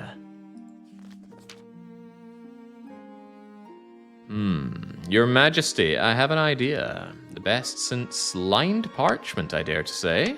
An expedition to Chur. The vastness of Chur, the great unexplored and untamed continent. Chur. You have a lot of wealth at the moment. Well, I had more. It's just sitting around. Treasure, rare stuff, disease. Oh, sounds fine enough. I think I need to make more money in order to have all this work out. Right, at least you can put your personal effects to good use here. An auction on what you're going to have. A stadium to lower the military. You lower their own military in the barons. Yeah, the barons can cripple themselves either militarily or through trade. The chiefs can try, fruitlessly, to increase their farming or their trade. The patricians may get a little more faithful or raise the stability of the realm. It is up to you. Sadly, I cannot influence this myself. The patricians are getting uppity, says Fatality. It had been too good for too long. After all the help you provided the barons, they stab you in the back. Come now. A good bit of restlessness is good for healthy competition within the kingdom. I'm sure the barons had the best intents in mind. Dr. Marsange, I have my eye on you, trying to raise your own faith. Your faith could equal that of the barons, who are actually top-notch on farming, military, and faith. Then again, farming is equal across the board here. The military might of the barons is quite terrifying, though. Quite terrifying indeed. What does it look like we're going to be enjoying here? They will try their hand at farming, will the chiefs? Looks like they've tried to throw a lot into it. I wish I could get a breakdown of who put what into this. Whilst a wee bit of faith for the patricians. Well, your time is up. Good for you. Right, my ambition. Like Cao Cao's, it must not be stopped. You wanted to be the greatest monarch who ever lived. You're well on track to achieve that aim. Well done, your majesty. Damn right we are. Shut down the nobles scheming for good. We need to build on that reputation. Your advisors have some ideas. Crush the disloyal nobles. Smash their armies. Force them to submit. On the other hand, your majesty, if you could spread the zeal of the ninth god, which our patricians did just invoke there, the nobles wouldn't dare move against you. Authority and military, or authority and faith? Let there be authority and faith. Good for all. You need to be worthy. Your priority is to raise your authority, yeah, and the kingdom's overall faith as much as possible. Can't be open rebellion among your nobles. Oh, can't there? What about this expedition? Those plans about Chur. There are still important decisions to be had. What's going on here? Who has the honor of building your ship? Patricians. A mighty galleon, pricey but unmatched in quality. The chiefs will build a ferocious longship. Well built, won't accommodate much on board. Or the barons. No means expert shipbuilders, but they'll make a sturdy cog for free. Okay. $2,000 dues for galleons from the patricians, huh?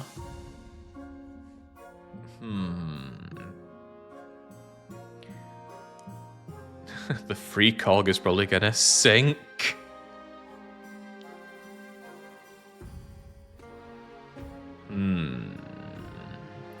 I think we will take the northerner longship. My idea is that maybe it'll keep them so busy that they won't rise up against me. Might even hurt their farming if I chop down all their trees and such.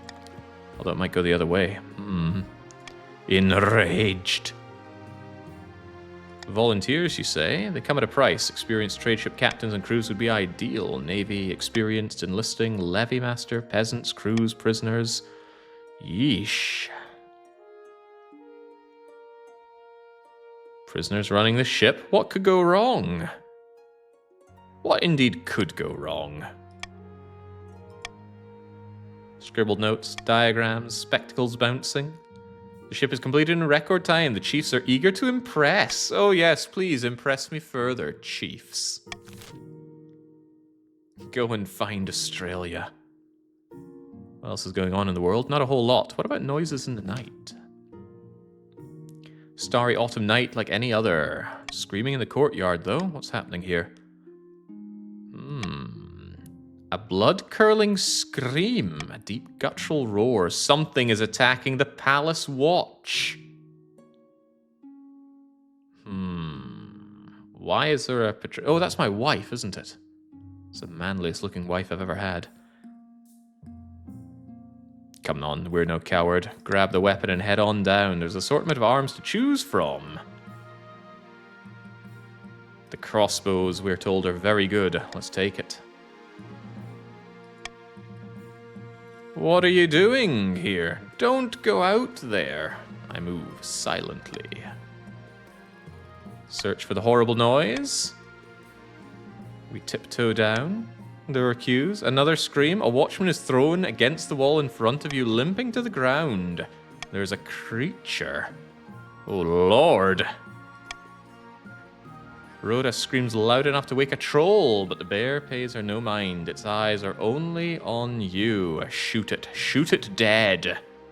Loose the bolt. Of course. This king fears no beast, no man. No scheme, no plan.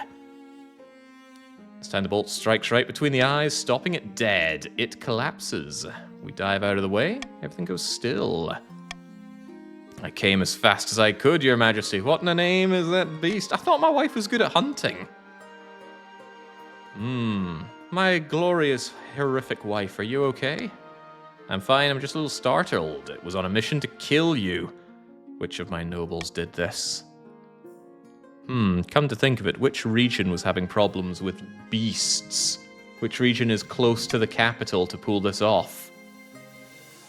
Stories spread of my bravery. I would like a reward for that, but we don't get one.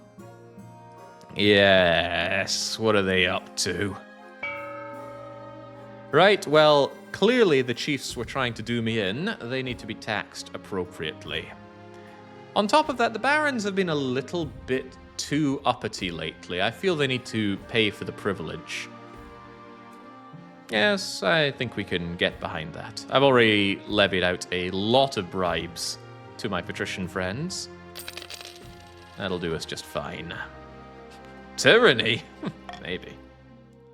What are we up to? We're starving, dying from beast attacks, and shipping all of our lumber south. Yes. I'm glad you... Oh my, a Kraken within my glorious Patrician lands? We built you a crossbow to save your life, and this is how you repay us. For the good of the realm, you understand. A Kraken, real-life, honest-to-ninth Kraken just outside my harbor. Send out the navy, subdue it at once. The Kraken has every advantage in a sea battle. A lighter touch. Appease them. Offer living creatures. Can't be considering this. What do we do? I would have no problem with offering up a sacrifice. The Patrician navy is laughable. It's not going to achieve anything of value. Appease it with a sacrifice. Let it be.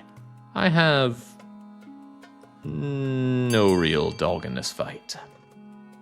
Yeah, our best chance is just do nothing, it seems. Oh, maybe this is a bad idea, because now people might make the Patricians do something a little silly here. The Patricians might want to vote accordingly, as the other nobility seems to want them to almost assuredly sacrifice their navy in a do-or-die battle. Emphasis on the dying part. I'm glad the king absolved himself of this decision. But Frozen Kaiser says they're still going to win. And, well, is that the case? The navy takes the sea after the Kraken. A terrible battle ensues. The fleet is almost totally destroyed. I didn't know it was an actual Kraken. If anything, this is the monarch's fault for sanctioning this foolhardy attack. The Kraken was angered and terrorizes the coast, destroying Patrician Rin's wealth. Oh, that's good stuff. Then again, that did just cripple faith, didn't it? Doesn't really tell me how much I need to win on the faith. It just says increase it. For reasons you cannot quite fathom, a cloth-covered cart is wheeled into your court and it stinks. Okay. Your Highness, I bring troubling news. Okay. Professor Darwin of the university. This is the body of one of your palace watch. Slain a few months ago in your castle, trying to kill you. Do you recall? I was attacked by a beast, not a man. Transformed by a terrible curse. The university would pay handsomely for the privilege. This sounds like a trap, much as I love some money. I know a trap when I see it. Burn the body. You know when to leave well enough alone. Studying the former man is more dangerous than laying him to rest. Priests bless and burn. My sainthood? Your Majesty, I've received messages from the priests beyond the capital. They've been working hard to promote your power in every sermon. As well they should. Now what is news? Let's see what they have to say. Your command of the kingdom is masterful, Your Majesty. The nobles are in no position to push back against you. Now the true journey of sainthood begins. We will scour the kingdom for miracles so you can show the holiest of your rule. Excellent. I shall write to the priests directly, investigate any potential miracles, and send word once they hear something. In the march, a pig seemed to be sick. Got up and walked. Well, how can we make this work? Bring the lost sheep back to the flock. There is little to be done. Improve chances of victory. Focus on increasing the kingdom's faith as much as possible. A challenge will decrease in difficulty with each failed attempt. Aha, okay, well, clearly we must work together to raise the faith. And with good faith comes good tithes. Iron will stop the count. The monarch's vote. No, I think we're quite all right with the laws that we have currently. Arms shortage for the patricians. What can I do to aid you, my green friends? Your Serene Highness, the situation on the coast is dire. The patricians, I mean the monarch's navy, is in tatters. So few ships remain, I fear we lack the presence to patrol our trade routes. We must bold our... What trade routes? Who knows what will happen without our protection? Well, it is only right that we aid the patricians here. That said... well, it seems like the only option is to spend handsomely here. I don't like that. However, perhaps we could work together here. Patricians, the crown will fund you in this expedition, provided we can all mutually benefit from this. 600 to the treasury on the vote. I will pay your way.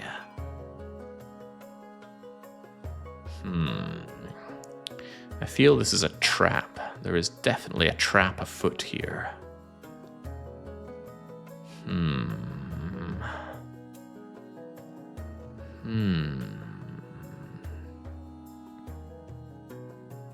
Yes, there is certainly a trap here.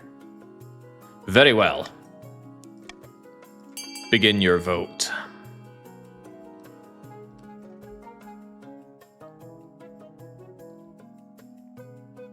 You see, believe in the chance. I had the chance to slay a beast, I took it, and I won. You have the chance to win back your seas, you will take it, and you will win. I was getting a little itchy at getting too close to the ambition for the barons here in lowering my sweet dollary dues.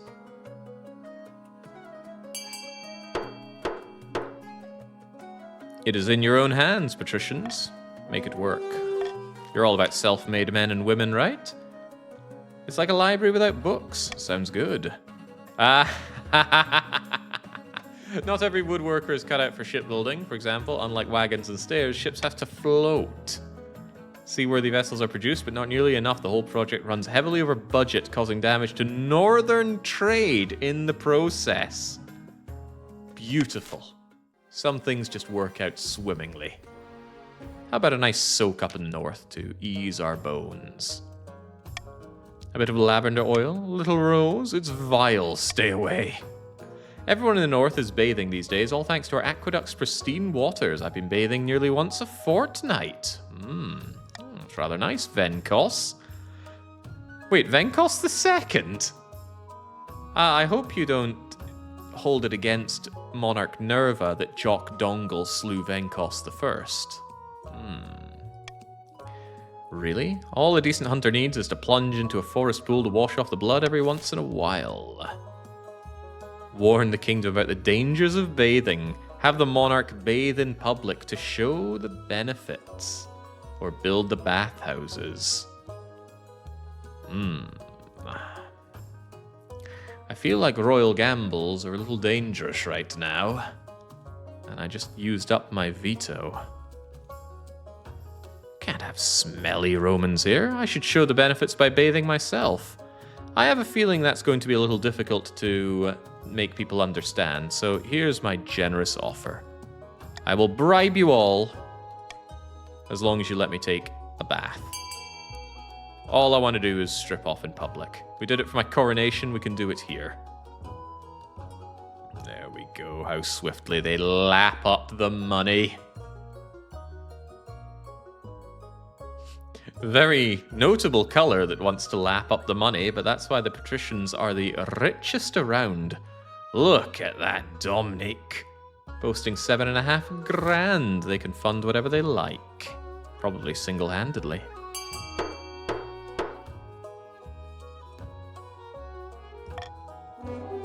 Excellent. Servants scurry to set up a huge golden tub in front of the palace. We disrobe, we sink in, no one even cracks a smile. Fit for a monarch. The chiefs applaud. With such ringing endorsement, the popularity of bathing booms. The chiefs, for once in their lives, enjoy money. I've never seen such a display of wealth from these Rottweilers. MVP even boasting a grand here. The question is who's the poorest around here? With only 500 coins to scrape together, there's Kiref of the Barons of the March. Sundel's got 250 of the chiefs. And, whoa, wow, we got one very impoverished patrician. I feel like equality is More around the barons here. Look at that. Look at all that dosh. Anyway, a good soak. Everybody should have to watch their monarch get naked and have a bath every season. Industry's collapsing. Your Majesty, mass unemployment and unrest have arisen in the coast. Businesses are going bankrupt and mills are shutting down. People are calling it a Great Depression because it's making everybody miserable. My investments have all gone up in smoke, and it's the same for other patricians. We must find a way to lift the coast out of poverty. Can't have the real decoy not having money, can we? What do we do about this? Bail out the bankrupt businesses. Provide jobs digging ditches and building roads. Turn them into soldiers. Stop buying so much turnip toast.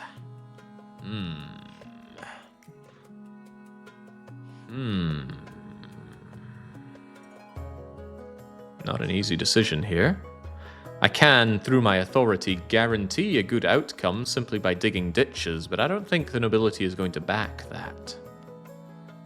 Actually, I have a delightfully devilish opportunity here. Either you choose A and make me some money, or you choose B and things go well, or C and D happen and it's no great concern of mine, as I already have good stability. Make your decisions.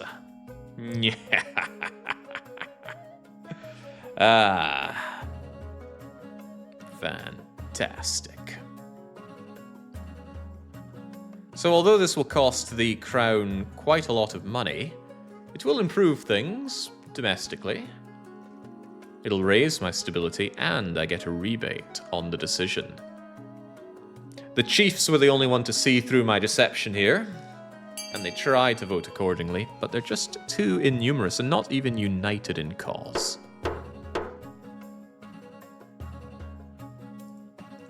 See, the taxes are being put to good work. You order the Treasury's vast gold reserves to be devoted to the unprecedented crisis. They stop frantically destroying their records. Industries open their doors once more. Across the coast, the patricians breathe a collective sigh of relief. Wow, in one fell swoop, you overtook the barons in trade. Some patricians got wealth. Actually, in chat, are patricians who actually got some wealth there? Because I don't actually get to know who, it just says some. Well, Dominic certainly is enjoying some. I did me. I got 300, says Rad. 200 for Vescos. I lost 750 and got 300, says Kerko. But all is well, right? Keeps the land stable and civil. A good season had by all. The treasury is a little lackluster, but that's okay. 'Twas an investment.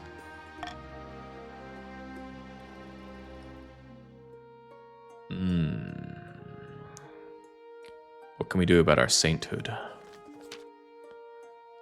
I sent my priests to investigate. 70% on the miracle. Oh my god, come now.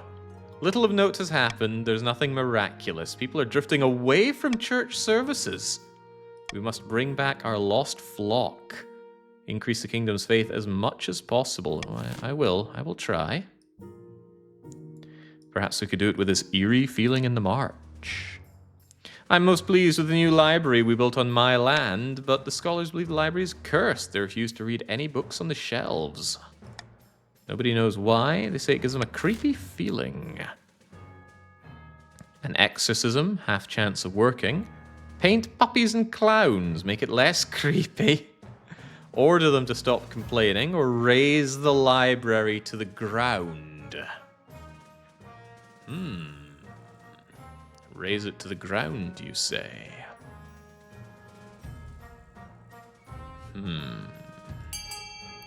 I allow the council full freedom over this choice.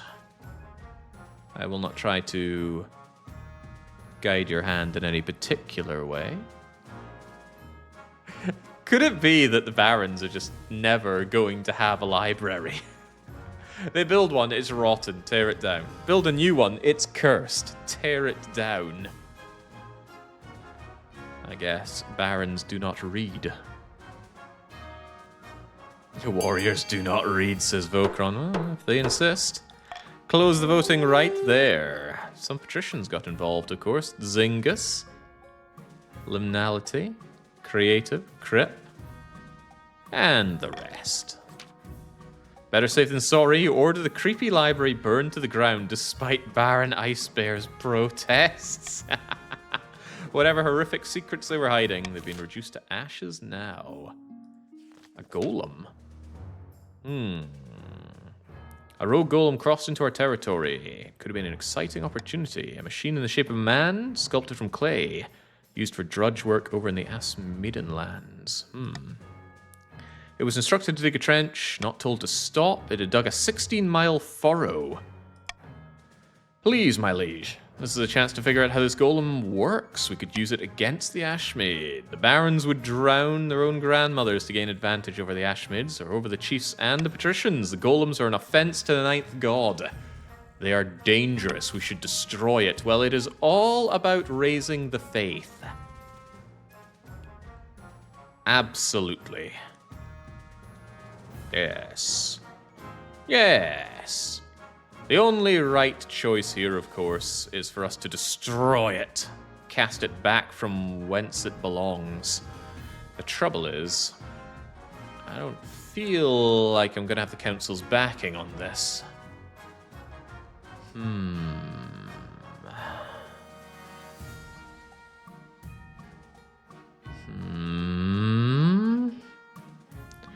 What can be done to aid the situation here?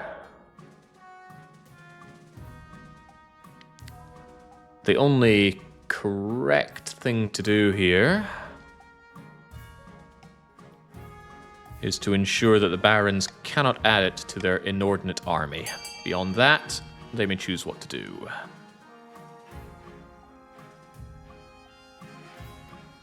Ah, there we go. The backing of my glorious patricians see it fit to destroy this affront. And by throwing a spanner in the works, I have divided the barons. I believe they were unified in having their giant army, and now they are unsure what to do.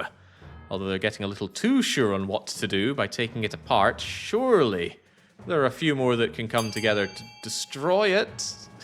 Cast it back into the oblivion.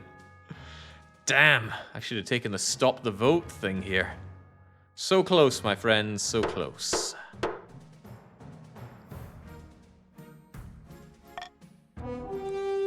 What should be done with it? Take it apart. Figure out its secrets. That did destroy a bit of their faith, sadly. And they succeeded!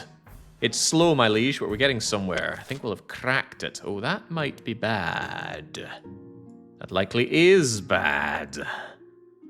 Barons, I thought we saw eye to eye. Was it the taxes? Was it the very many slurs I created for you? Okay, well, things are becoming problematic, but we have a chance to turn it around with an auction here. I appeal to all good red, white, and blue-blooded compatriots, especially those of the green tint, to add to the adherents. We need a cathedral within our lands to raise the faith. And we certainly do not need an aqueduct so that the chiefs can advance their farming. So not only do we need a good cathedral, we also need the aqueduct not to win. But do not fear, the chiefs, they are not very rich and surely can be drowned out. The barons are really investing in their lands heavily. Look at this. They're all right on the farming. The trade isn't great, but it's not great anywhere. But their military and faith are huge. Yeah, surely we can dig a little deeper and get that faith up. It is for the good of all.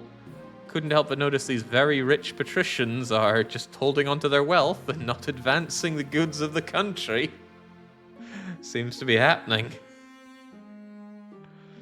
Okay, well, whatever keeps that aqueduct out of my face. It is just narrowly being defeated by a grand bazaar and a cathedral. Time is up. Oh, bollocks, what happened here? Oh, ow. Get that thing out of my face and ready the gallows for one Baron Urk and Steel and one Baron Vokron.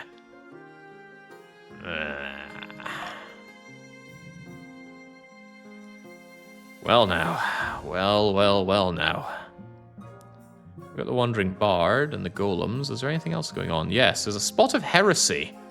We must do something about that. Your Greatness, I'm stunned, outraged, and incensed. I've been summoned to trial by the Inquisition on nonsense fabricated charges. A group of church missionaries went missing near my lands. The weather is cold. Anything could have happened. No one dares defend me. They're too scared of the High Inquisitor. The trial is set, but the council must intervene. Though she remains silent, the council is keenly aware of the High Inquisitor's steely gaze. Help the Inquisition gather evidence against Oak and Raven. Pray for a good outcome. Right. Right. I suggest prayer. If there's one thing that I will not do... it's 50-50 whether I block one or t'other. This is all troublesome for me, so I think the correct thing to do is to...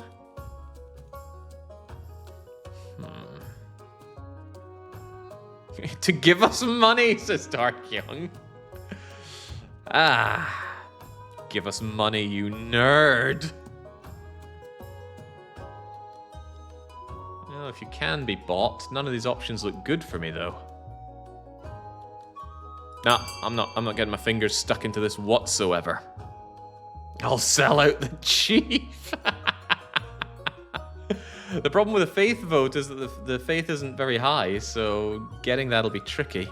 Didn't we curb the faith earlier? Oh, look.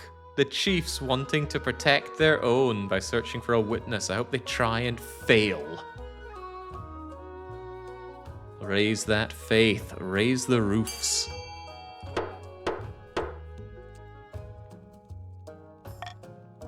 Righto, how's this going? You distribute... Oh, I do? Oh, boy. Fear of the church reprisals. No one comes forward. Good. Oak and Raven crumbles and can barely argue his own innocence. Unsmiling, the High Inquisitor orders him taken away and thrown into the special dungeons for special people. Good job, Oak and Raven. Out you go. All right, whatever doesn't harm the church doesn't harm me. Tell me about these golems, my baron friends. We've cracked it, Your Highness. Golems are powered by scrolls imbued with words of Kaldovga, the Asmidian machine god. Well, you had my interest, now you have my arousal. We could build golems of our own, we'd need to pray. Oh, that does sound like heresy. Absolute heresy. Barons must donate massively to the church. Ooh.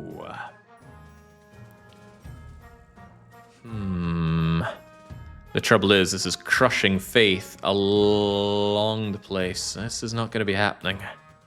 This ain't good. Right. What's to be done here? The only correct thing to be done here is to profit. If you must allow this.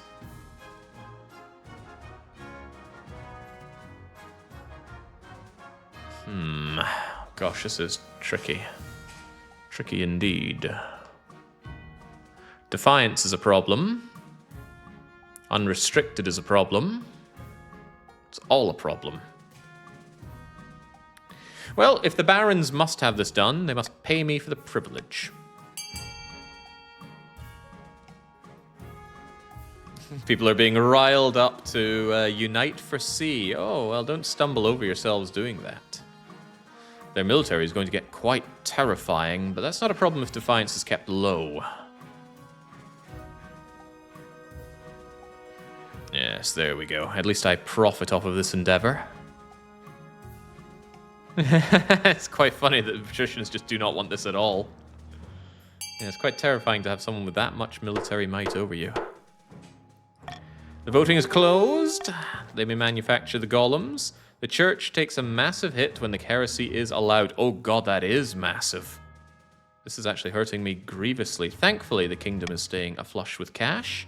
I need to do something about this, though. The chiefs are dangerously close to fulfilling their prophecy. Hopefully this wandering bard isn't here to enliven their livestock. A traveling bard has come to compose a song for me. It's the best in all the land. Sally Six Fingers, they call me. I have the tune and the verse all ready. All I require is a subject. What should I tell the masses of you? What would you like to inspire? Love. A few weeks and everybody will know of my benevolence. Only a small payment, a discounted rate.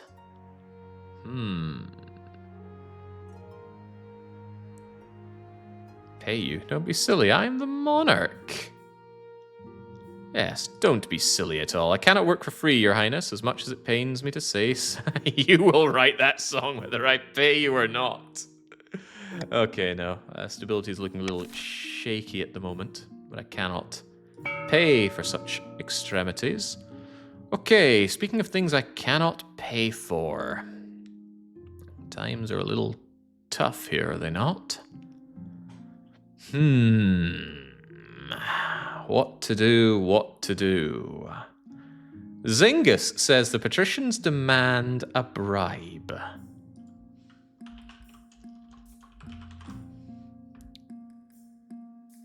It is little wonder that Zyngus would be the one saying this.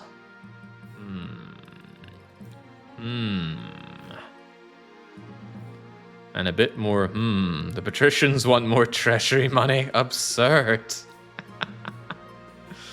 Yeah, so it seems they do. Well, I have a feeling that the winds of change are blowing. I could not help but notice that the barons have a monumental military, and the patricians do not.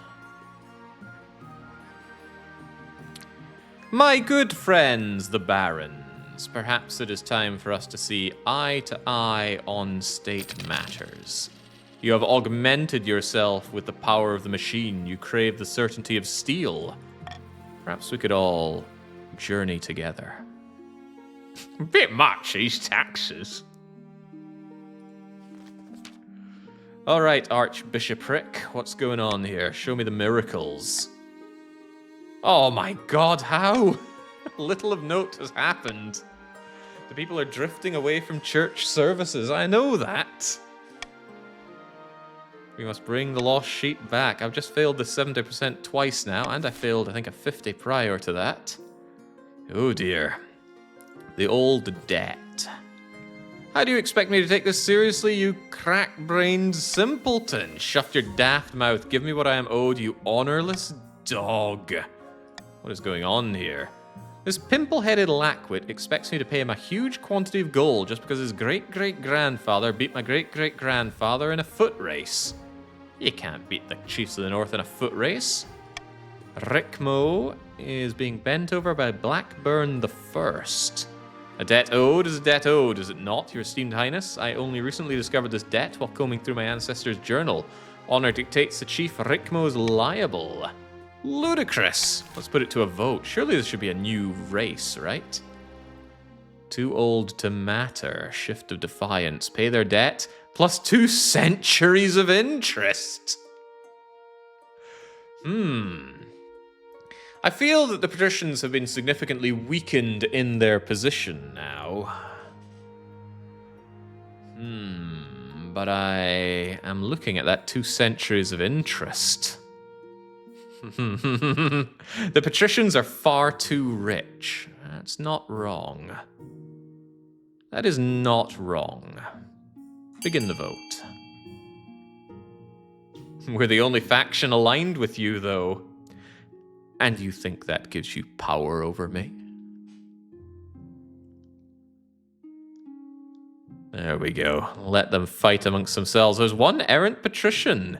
Tenbatsu 24, actually betraying their own kind. Oh, very little in it here. Come now, the barons, the chiefs, the patricians. Gather your mightiest for this. They do have a lot of money, true, but do they have enough money? I was hoping I could choose an excellent moment to stop the vote here. But it seems like the patricians have edged it out there. Centuries of interest. The patricians don't have a lot in their land, but they certainly have fat pockets. Axe of my ancestors, 2 centuries of interest. I'll go bankrupt. Your great-great-grandfather should have thought about that before he decided to run so slowly. Tell you what, I'll give you a few weeks to sell off the family silver. I expect full payment. Wow, it's not a good day to be Rikmo or his wealth. This is an outrage. I'll get you back for this. Chiefs voting B. They're crazy. Aren't they just? Come on, what else is going on here? A new contraption. Your Majesty, a noble patrician by the name of Starchon wishes to present you with a new invention. The modern age, a humane age. Botched executions are commonplace. Behold, a merciful machine for removing heads quickly and painlessly. I call it the Starchon. They swish away a cloth, reveal a huge machine of iron and wood, a hole for someone to place their head, and a heavy chain. A blade, rather. How very efficient. With the Starchon, you'll send 12 heads a-rolling in the time it takes an ordinary executioner to chop through a single neck. A little funding, we can distribute this across the kingdom. Surely the council should have the say here. A nationwide rollout of a new guillotine. It will make a patrician rich, though. Perhaps the correct thing to do is to whittle down. They make an excellent point. The patricians are the ones that propped up this facade of power. Perhaps what we need to do is whittle down their numbers. I offer my glorious, humble servants this great option for us all to benefit. We can all benefit from Starchon testing it on themselves. It is indeed the golden choice. Begin.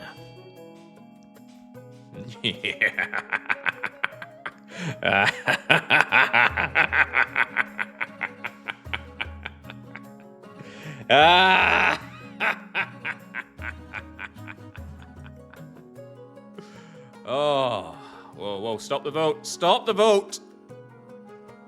No, not like that. Don't be voting like that. We all need to work together here. Oh no. Oh no, oh no. Oh dear. Oh dear, oh dear. Mistakes have been made. We saw that you switched the bribe away to yourself, says Zyngus. Yeah, I was hoping you wouldn't. Ouch. Right in the treasuries. Okay, hundreds of these guillotines are built in the coastal workshops, sent to courthouses all over the kingdom. We're chopping through a backlog of condemned prisoners with unprecedented speed. And I didn't actually even gain authority out of that. All I did was lose my moolah. Oh dear, everyone gets a Starchon.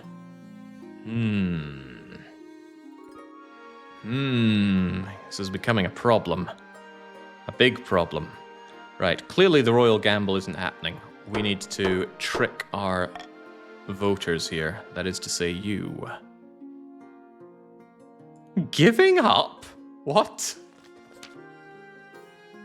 I'm sure you have other things to worry about at the moment. I thought we should discuss the expedition. It's a wash. We wasted our money. Our money? I think you mean my money. I'll settle on the kingdom's money. It was fun to imagine the treasures. Time to get on with our lives. The mysteries remain hidden. Oh, damn. Taxing issue of the North. Your Majesty, help us. Chief Karth 79 of the North's been bleeding us dry. Our taxes are 10 times higher than they've ever been. I can't afford to feed my cows. It's true. Chief Karth 79 has been taxing his peasants at least twice as much as the next highest noble. It's been a hard year. I have barely any gold in my vault. I'm just doing what I can to stay afloat.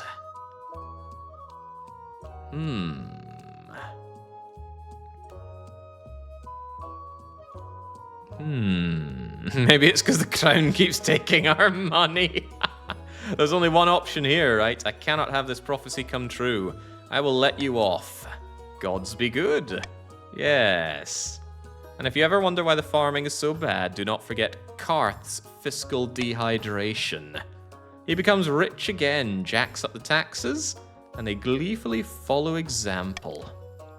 Although the farms are destitute and starving. Fantastic. Irradiating visitors. Your greatness, I simply can't stand it any longer. I need you to do something. I have filthy peasants scrabbling all over my newly built observatory.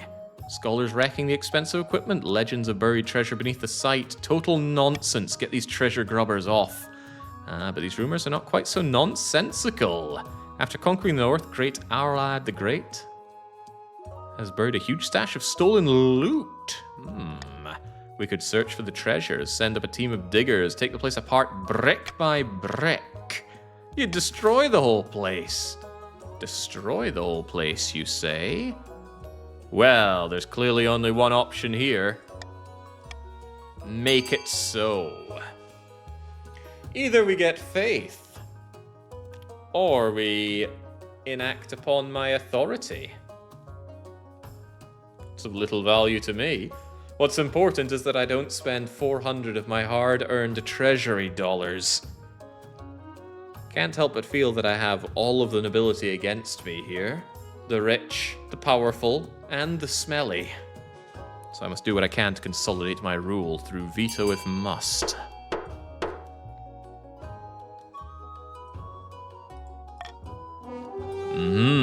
Dig up a fake treasure. Pretend the gold has been found. You bury up a fake hoard of tin coins.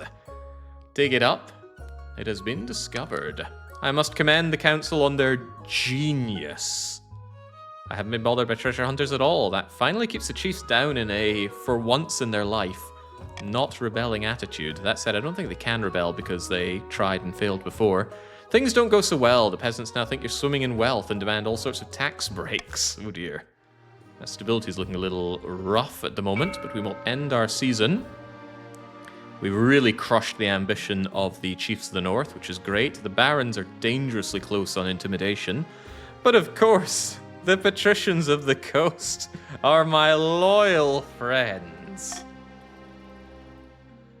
For the love of God. Can I be crowned saint yet? Oh, what? How? How is this possible? To improve your chances of victory, focus on increasing the faith. For the next 2 seasons, I will do my utmost. Stone Maiden. Is this the Golem at work? Behold, your highness. A giant statue of Baron Elixperdo. The statue is impeccably detailed and a frozen grimace. How talented. No, this is no statue. The Stone Maiden is aboard in the march. Ooh. Old women scare their children with tales. Aye, she's a walking statue with burning yellow eyes. All who meet her gaze are turned to stone. She must have ambushed Baron on his latest hunting trip. We must do something. Oh, sorry, Alex Spurdo. Treasury is too low to hire a wizard here.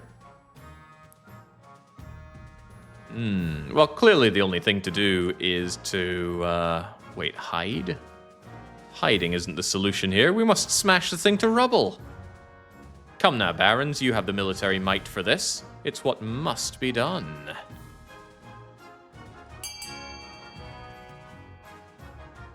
Thank God treasury too low. Dang, this is kind of where I wish I had my royal gamble at the ready, but had I done that, I might be punished for it. I can't believe the barons are voting against using their vast military here. How bizarre. Perhaps they know something that I do not. It was bound to happen eventually. Pretty close on smashing or fairy tales. I'm more keen on smashing. What happens in a tie? Oh, I get to choose. Well, come now, you don't have a good military for nothing. Destroy it. The marcher goes, smashes. A terrible battle ensues. Oh, no. How could they lose that? Oh, yes! Yes! The barons see the victory as a sign of the ninth god favor. Who says they're wrong? Become my loyal lapdogs. I seem to be in need of some. Brilliant. Truly brilliant. We all know that statues are resistant to pierce damage. Your crossbows did nothing. During a meeting with the council nobles, there's a commotion and a piercing scream. It's here. It's here. What is here? Oh, okay. What was he blabbering about? He's been drinking. I've done no such thing, says Vokron. Thought it'd be safe, but no. When we built that grand bazaar, which I didn't want you building, some manner of spectre was disturbed. Okay. I hear voices, little pinpricks at the back of my mind, and I saw a horrid grey shape hanging over me with its rotting mask. Come to my aid. We must banish this. Well, I could do without them getting more defiant. The faith hurts on the exorcism. Research the land. That's not my concern, nobles. Make your choice. Everything the barons have is cursed. They're not wrong. They're the ones constantly coming to me. Oh no, where we're getting our wood from is cursed. Our crossbows are cursed. Our border is cursed. And now I've got this pinprick in the back of my head because our grand bazaar is also cursed.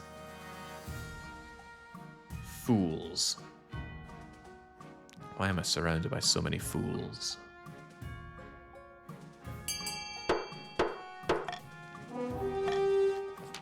There we go. The most pious agents investigate and...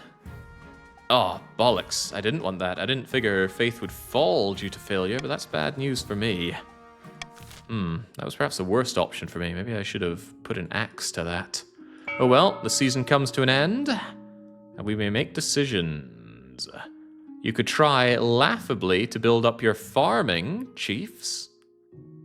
The barons could sacrifice their own farming if they want. How about another cursed grand bazaar, barons? You're doing really good on your stats, so increasing your trade yet further could be good. Notably, there's no way to impact faith in all of this. Unfortunately, stability can only go up, not down.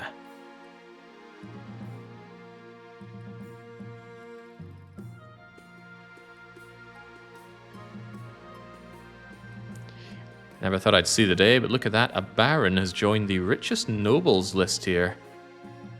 It's funny to see Tyrion not quite at the top anymore, but Dominique's holding on to that dragonic hoard of wealth.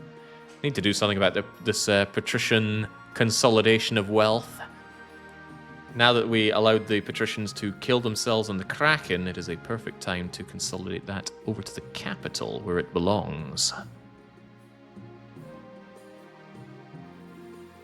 Alright, I don't think this is of any great consequence to me. The farming is only a small impact.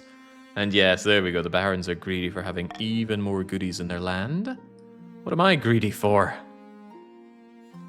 Undercutting? Creeping dread. How much more curses are going to be here in the baron's land?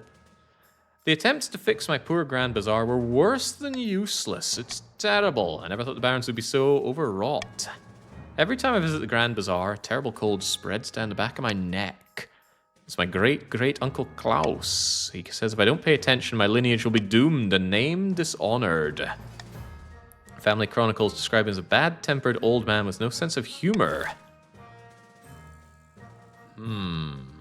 Well, I'll tell you what we won't do. We won't use my treasury on this.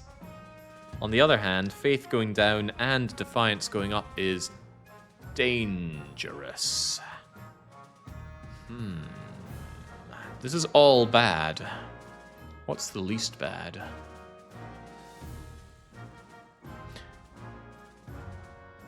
I know.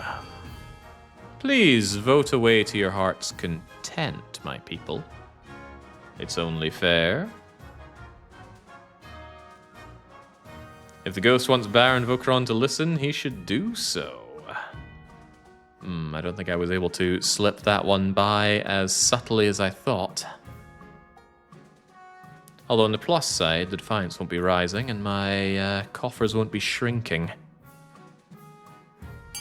That said, I need faith, not a lack of it. Voting is closed. It was indeed reversed voting, but you seem to have cottoned on to that and are crushing faith accordingly. They have become agnostic. Not what I needed to hear. I wanted to speak to you about a delicate matter, Your Most August Majesty. It concerns the arms trade. Ah, very good. You'll understand the position. We all know the Baron's military is their pride and joy, stronger than everybody else's put together. It's not just the troops that are well made, but their weapons too. Marcher swords and pikes are sold as far as Valemry. And the chiefs, they always need new weapons, with all those axe-throwing competitions, so wonder they're not fighting with sticks and stones most days. We have facilitated the trade. Now the chiefs buy from the barons directly. They're cutting us out of the deal. That's despicable. You will call the council together to deal with this.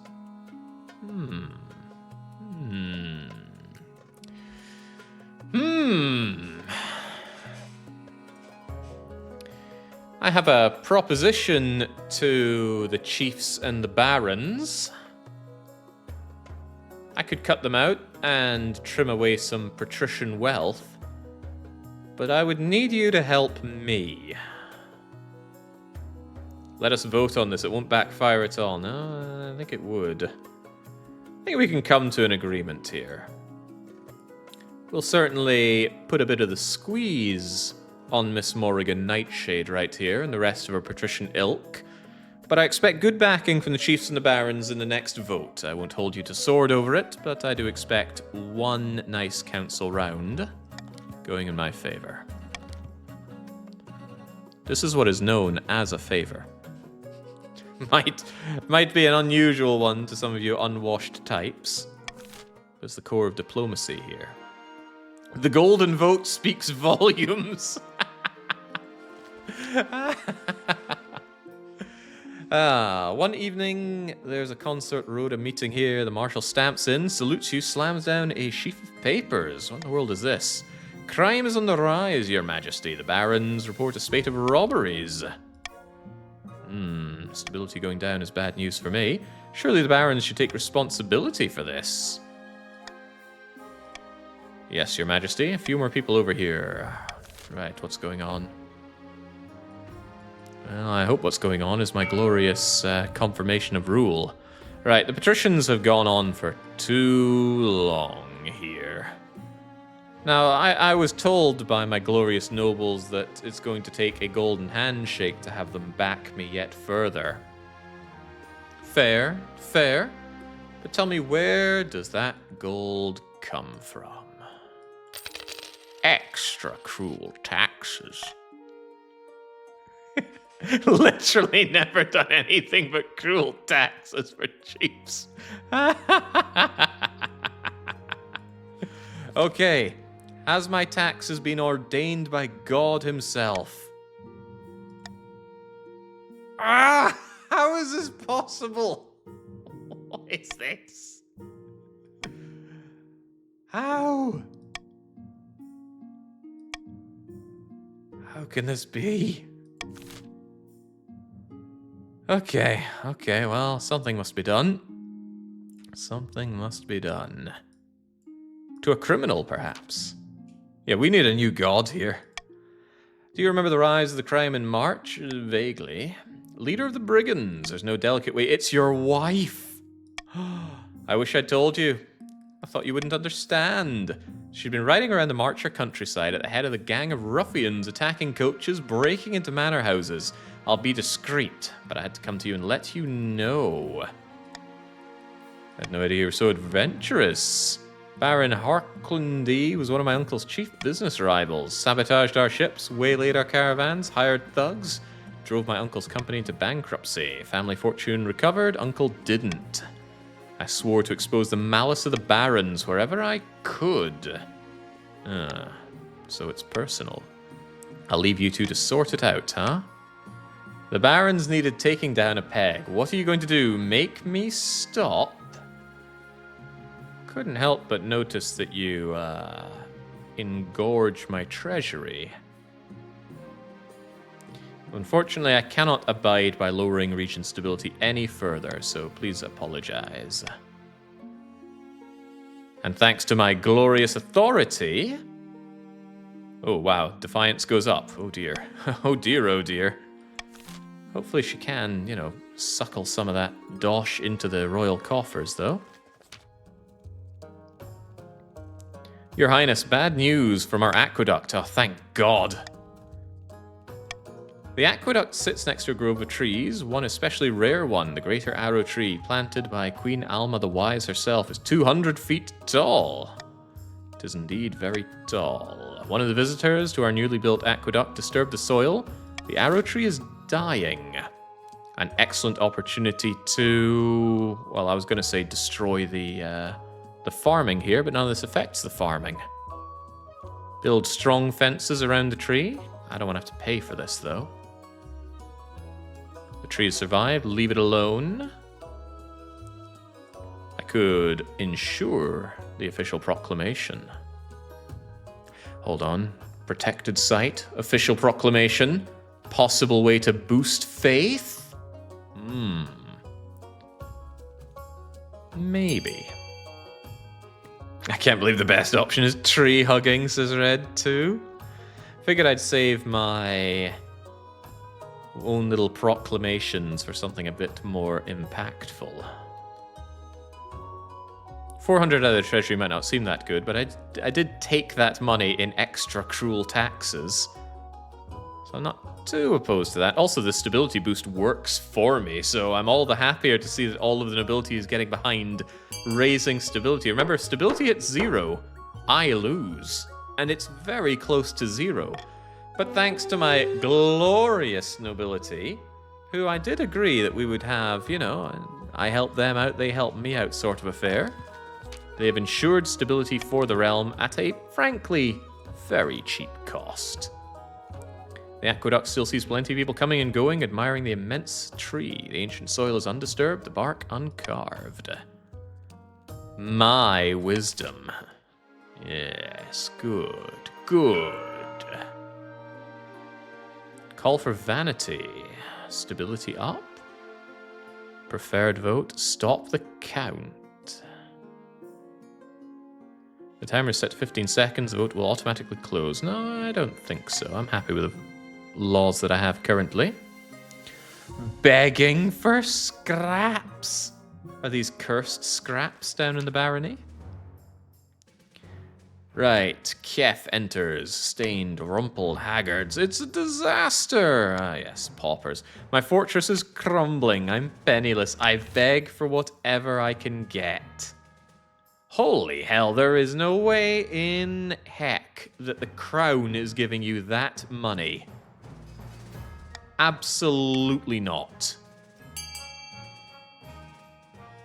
1,000 simoleons out of the treasury? I don't think so.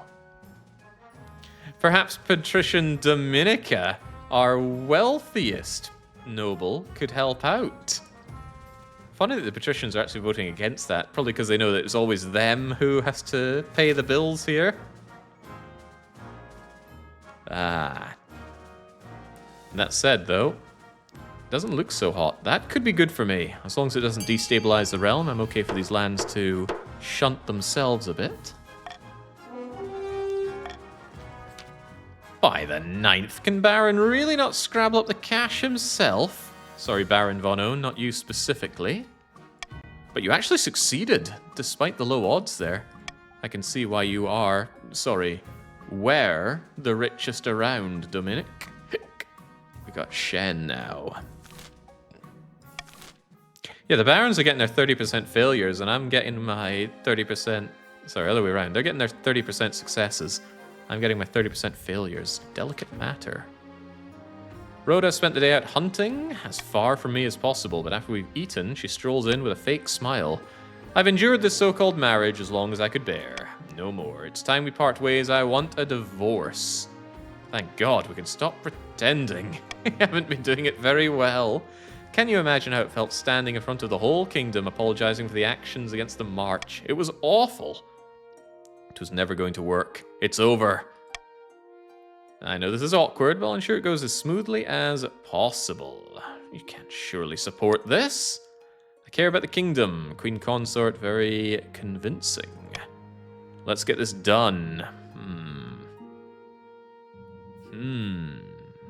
What will the nobles say? You had your chance, Nerva. What more is there to say? Is there anything that would change your mind, my beloved? The barons deserve nothing, you know that? Give their wealth to the coast instead.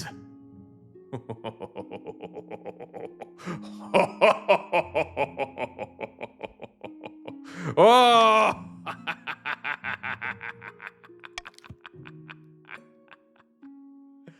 Anything for the satisfaction of my lady's undercarriage. We have dinner a few times a week. She gives you the occasional smile.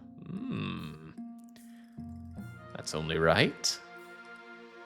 Time for a deathly request. Tallish planet lost 1,500 gold. And the rich get richer. A delicate matter, you say? I'm not here for social calls, says Vokron. Vokron, how much money did you end up with after all of that? Oh, not a lot. Not a lot at all. Look at all these paupers. Anything for my wife, my beloved wife. In his youth, he was quite the rake, having an all-fair Nana's great-great-grandmother. Get to the point, Vokron. Most passionate letters are hidden somewhere in the Longhouse. They must be destroyed. Couldn't speak to that, Your Highness. The trouble is, they won't let me anywhere near the Longhouse. I beg of you, please throw open those doors.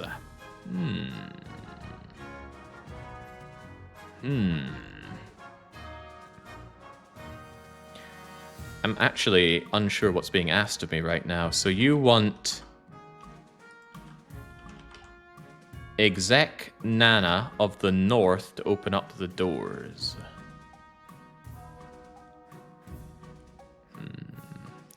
I'm willing to do that only because it oppresses the chiefs yet more.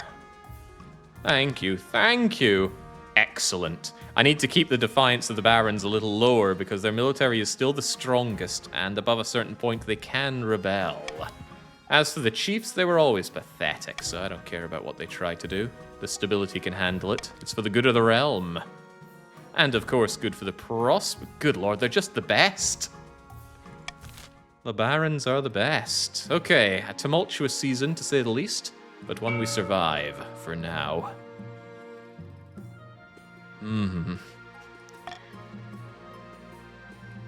Okay, could I please reach the sainthood? Okay, hopefully we heal her back soon. No! Why? Why is this happening? Why am I not the miracle worker I was born to be? We must bring back the lost sheep. I'm trying. With decreased difficulty, it claims. Okay, well, I think I've pissed off everybody except for my wife. So I have to last another 2 seasons for another roll of the dice to not die horribly. Let's do our best. Your greatness, there's a particular forest in the north that no one's allowed to enter because it's owned by the monarch. If we cleared it, it could prove valuable. I own a whole forest? Several. Ooh, you never visit? Nothing personal, but hey. Well, you know, if you're willing to pay unto the crown, you may certainly oh god, it boosts their farming.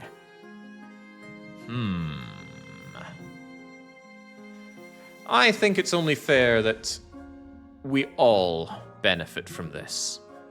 500 personal wealth to those that force Chief Loki to pay me for the privilege. 500. And I couldn't help but notice the barons, through some unknown force, are in need of a few pennies to scrape together. So it is the golden choice. Ensure that I get my fair share and all will be well. Couldn't help but notice that also lowers stability. That's also quite concerning. I'll have to do something about that. And soon. Can't wait for this to backfire and put it above 6. Oh gosh, surely it wouldn't give that much. Surely not. At least my treasury is bulging. Oh, that's a little close. The forest is chopped up, turned into farmland. No one's too upset, except for some foxes, deer, and an old lady that wasn't supposed to be there anyway. Hurt my authority as well. Hang on. Oh, it did authority, not stability. I misread that then. Less concerning. Is this concerning?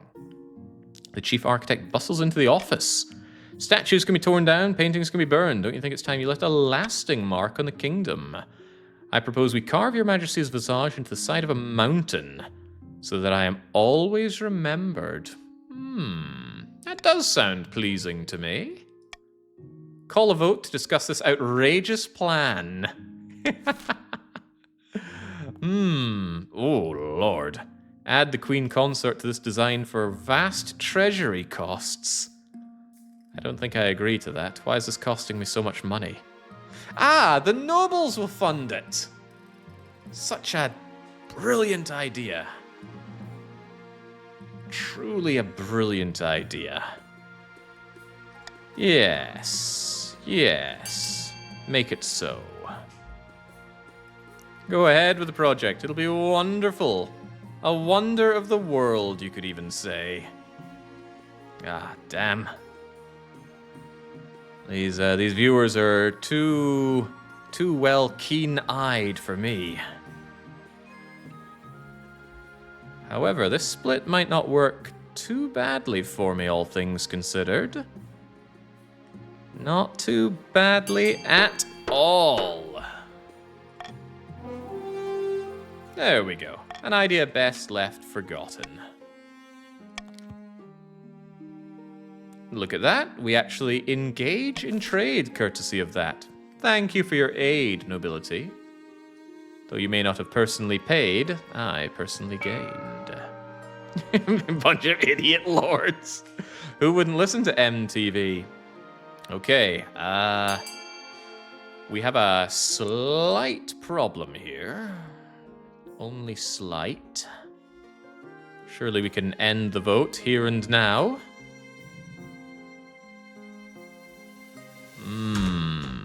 If ever there were any loyalists left, they would vote for something other than C. Anything at all. Well, maybe not B. Maybe not D either. Actually, it's all looking bad.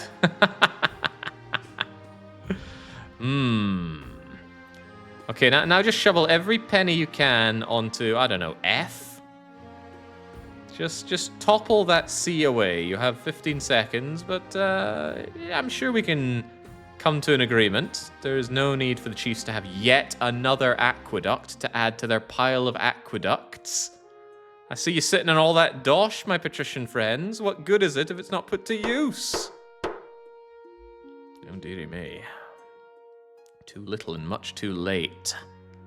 Chumro decided to fork over what little they had onto that. Defiance is too high. One or more regions are considering rebelling to stop the region from advancing the scheme. They cannot be taxed or take part in votes. Verge of rebellion, you say? Oh dear. Oh dear, oh dear. I have a funny feeling this isn't good for me. Over the past few months, you've noticed strange weather patterns, flash floods, terrible storms, the lot. Even though it's only autumn, this cold has come on earlier. Depths below, I've never seen such a storm. It's an ill omen. The work of a warlock, even a wizard. The advisors finally assembled to discuss the blizzard. Differing opinions, secure the food palace, peasants' tyranny. Oh gosh. Cannot set off the common folk, leverage contacts. It's an act of God, make no mistake. I warned you there'd be consequences for letting the church's influence wane. The warmth of his love has left us. I need solutions, not speculations. An army. An army from the north. Ooh. Better not be drinking on the job. We sprint to the battlements. The honor guard advise. The wind howls. Oh, Lord. The military is strong, and the north are now heathenous. Oh, God. We have to get you to safety, Your Highness. We're not prepared for an attack. The city is filling with panicking peasants, and the blizzard is worsening. Protect your monarch, you fools! Ah, seems like the storm is coming for me. Inevitably, the northern warriors fill the streets, muddy and completely alone. What do you want from me? Ah. The Shallith awaits, crooked monarch. The beast barrels you to the ground with ease. Ooh, dearie me. Monarch Nerva died in agony, torn apart by a werewolf in a calamity that would become known as the Night of Frost. The Baron's attempt to worm their way into the palace was uncovered. A number of arrests were made. Baron Frankie Vesna ended his life chained upside down to a dungeon wall. Unable to keep their puppet on the throne, the patricians were forced to retreat to their opium dens and brood. Wouldn't be long before a new claimant would arise on the coast, and when they did, the patricians would be ready. The capital was buried in snow as Mag, the Lord Render, led her army of monsters to slaughter her enemies and seize the throne for the chiefs. The power of the old gods could never be denied again. All this because you couldn't block that one little aqueduct. You were too greedy. You held onto your money, and this is how you're repaid. Pretty lengthy reign, though, and we did actually have a child, but that was fierce. I failed 5 70% chances at winning in a row, and a 50% grim. Grimmer than Grimsby. You had a child? Oh, why spend money for a terrible thing? I didn't hold on. I actually funded the aqueducts. You shouldn't have taxed us, Jake. Bring that up with Nerva. Okay, that was good. When we return with King of the Castle, it seems like it's going to be the chiefs in charge. Impressive. Though they got destroyed through open rebellion, through warlock and wizardry, they actually managed to secure that. Although the real wizardry were those dice rolls on my sainthood. Really rough. Really, really rough. At least I go down knowing that the barons are broke and the lands of the patricians are ravaged. Actually, during that creates quite the power vacuum for the chiefs to really rise up. We'll see how they perform next time. But until I am back with the next run of this, which I think we'll do on Saturdays for the foreseeable future, it's a cheers and cheerio.